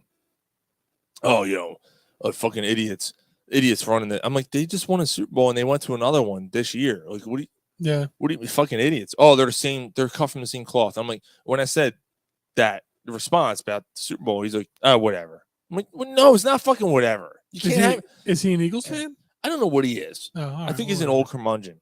Honestly, I think he's the just Eagles an are old one of dude. the top two Since three this organizations century, in football. Since this century, they're one of the most successful franchises. Yeah, they're in Like the top 5. Right. They don't have a lot of the hardware, which we wish they did, but the Eagles are always they've been there competing for it. Right. I mean, other than the Chiefs now with their 2, who has, other than the Patriots, a lot of hardware? The Patriots and the Chiefs. It's the Chiefs right now. The Steelers. Well, not lately. No, not lately. There's they have 2 this century though. 2006, 2008. It's the they won Chiefs. 2006 and 2008. The Steelers. They beat Seattle and they beat Arizona. I didn't realize that they did 2 in 3 years. Wow. Yeah, I mean, Kansas City's the premier organization in football right now. And they became the premier organization because they won this year. Right. The Eagles would have been the premier if they won. Right. So the Eagles are right behind them. All the other teams that won. Yeah, consistency's been huge, especially in this town. You talk about the great organizations: Green Bay, Pittsburgh. The Eagles are in the most conference championship games since 2000 of any NFL team. Mm-hmm. Right. 7. Mm-hmm. Yeah. Yeah. So definitely, I hear you. Other than the Patriots. Trust Howie. Trust the ownership. Yeah. Trust the Patriots are 9. Trust the hires. I get it. I'm just. This dude's track record doesn't scream success to me. No, it doesn't. And especially because we need our defense. I think you needed a veteran guy who was going to be a little more aggressive. And Vance Joseph ended up taking another job. All right. So he came here for 2 interviews and took another job. And then took the job in Denver. Under Sean Payton. Yeah, and as soon as I saw that he got hired I got mad at Sean Payton. I'm like, you fucking purse slip. It would have been like if he didn't sign. Fuck, I hate him. So if it wouldn't have been signed so early, it would have been Vic Fangio though, or Fangio, however you say. Yeah, it could have been. Yeah, and he's a good defensive coach. Yeah, and he'd be a veteran. I know people are all about Rex Ryan coming here too. Ugh. Yeah, I know. Ugh. I'm good in that too. He has a good defensive mind though, isn't he? Yeah, but he's been out of the league for what, 7 years or so now? Yeah. Like, Yeah. 7 years, man. and he's got really white teeth. You know what I mean? And they're gonna, shine on, Shine on me, crazy diamond. He's got the foot fetish. I get it. Yeah, I forgot about that. It's actually the first thing I thought of when I thought about him. Jesus Christ. I have no idea what Sean's. Oh, that's not the video he's putting up. No, I don't know what that. Oh, okay. I can only imagine. I don't know what that was when I just saw that. I have no idea. All right, let's call it, man. Eagles Super Bowl champs 2023. Is that what we're calling? Way too early. Hot take. No, I'm kidding. Nah. The Eagles finish 8-9 next year. Jesus. Let's look at the Christ. schedule. Let's look at the schedule. I gotta go back to the Super Bowl. Yeah, I don't think they win a division next year. Me neither. Really? Yeah, no. I think they lose too much. Yeah. Wow. I think they take a step back. Yeah, I think it's a year or two before they're really viable I again. agree with him. And just Super Bowl hangover. They got lucky with injuries this year. They're due for injuries. They're going to have to do a little bit of a retool. The rookies coming in. So you think Dallas wins it? I don't know. Danny Dimes and his $50 million a year next year. Giants? No, I don't know. Let's look at the schedule. I'm not going there yet. I don't know, man. We'll see. Jason May said, I think Schwartz set the new philosophy here. And this dude, I bet, is similar. I agree with him on that. Jay Parr said, thanks, guys, for another great show. Nice. Dave Peterson said, another fun Friday evening with Corner Pod Sports. Always fun to gather with friends to bitch, grieve, and laugh and talk all Philly sports. Dave, I hope the benefit went well, man. Oh, yeah. Yeah, I hope everything went okay. Please let me know let us know privately how it went. Yeah. See you next week. Yep, absolutely. Jason says 13 plus wins next year. Tough schedule next week. I hope you're right. I could see 13 wins. Jason, I'm going to the Berg soon. I'll have to hit you up. Oh, Jason, naming a restaurant in Pittsburgh, famous, begins with a P and Brothers, coleslaw and French fries on their burgers, please. It's God, I can't think of the name. He said, "Suck it." Pussy Brothers. No, it's an Italian name. Yeah, Priamani's Brothers. That's it. Thank you, sir. Thank you. Thanks, dude. And he said, "Suck." And Dave said, "I'm with you, Jason. Suck it." See you guys so much. Corner Pod Sports. Thanks, guys. Again, we thank you guys for listening. And in 2 weeks, we are at the Relief Room. That's not open to the public. But April 7th, open to all. Naked Brewing Company, Huntington Valley, Pennsylvania, 51 Buck Road. Open to all. We have giveaways. We have, we'll do trivia. We'll have a good time. Good beer. Good, great beer. Yeah, have come out and have a good time. Welcome to Hopefully everybody. they got highly inappropriate on. They might. I haven't been there in a while, man. We'll see. 8th anniversary show. So we'll see you guys next week. Corner Plus Sports says, penis out.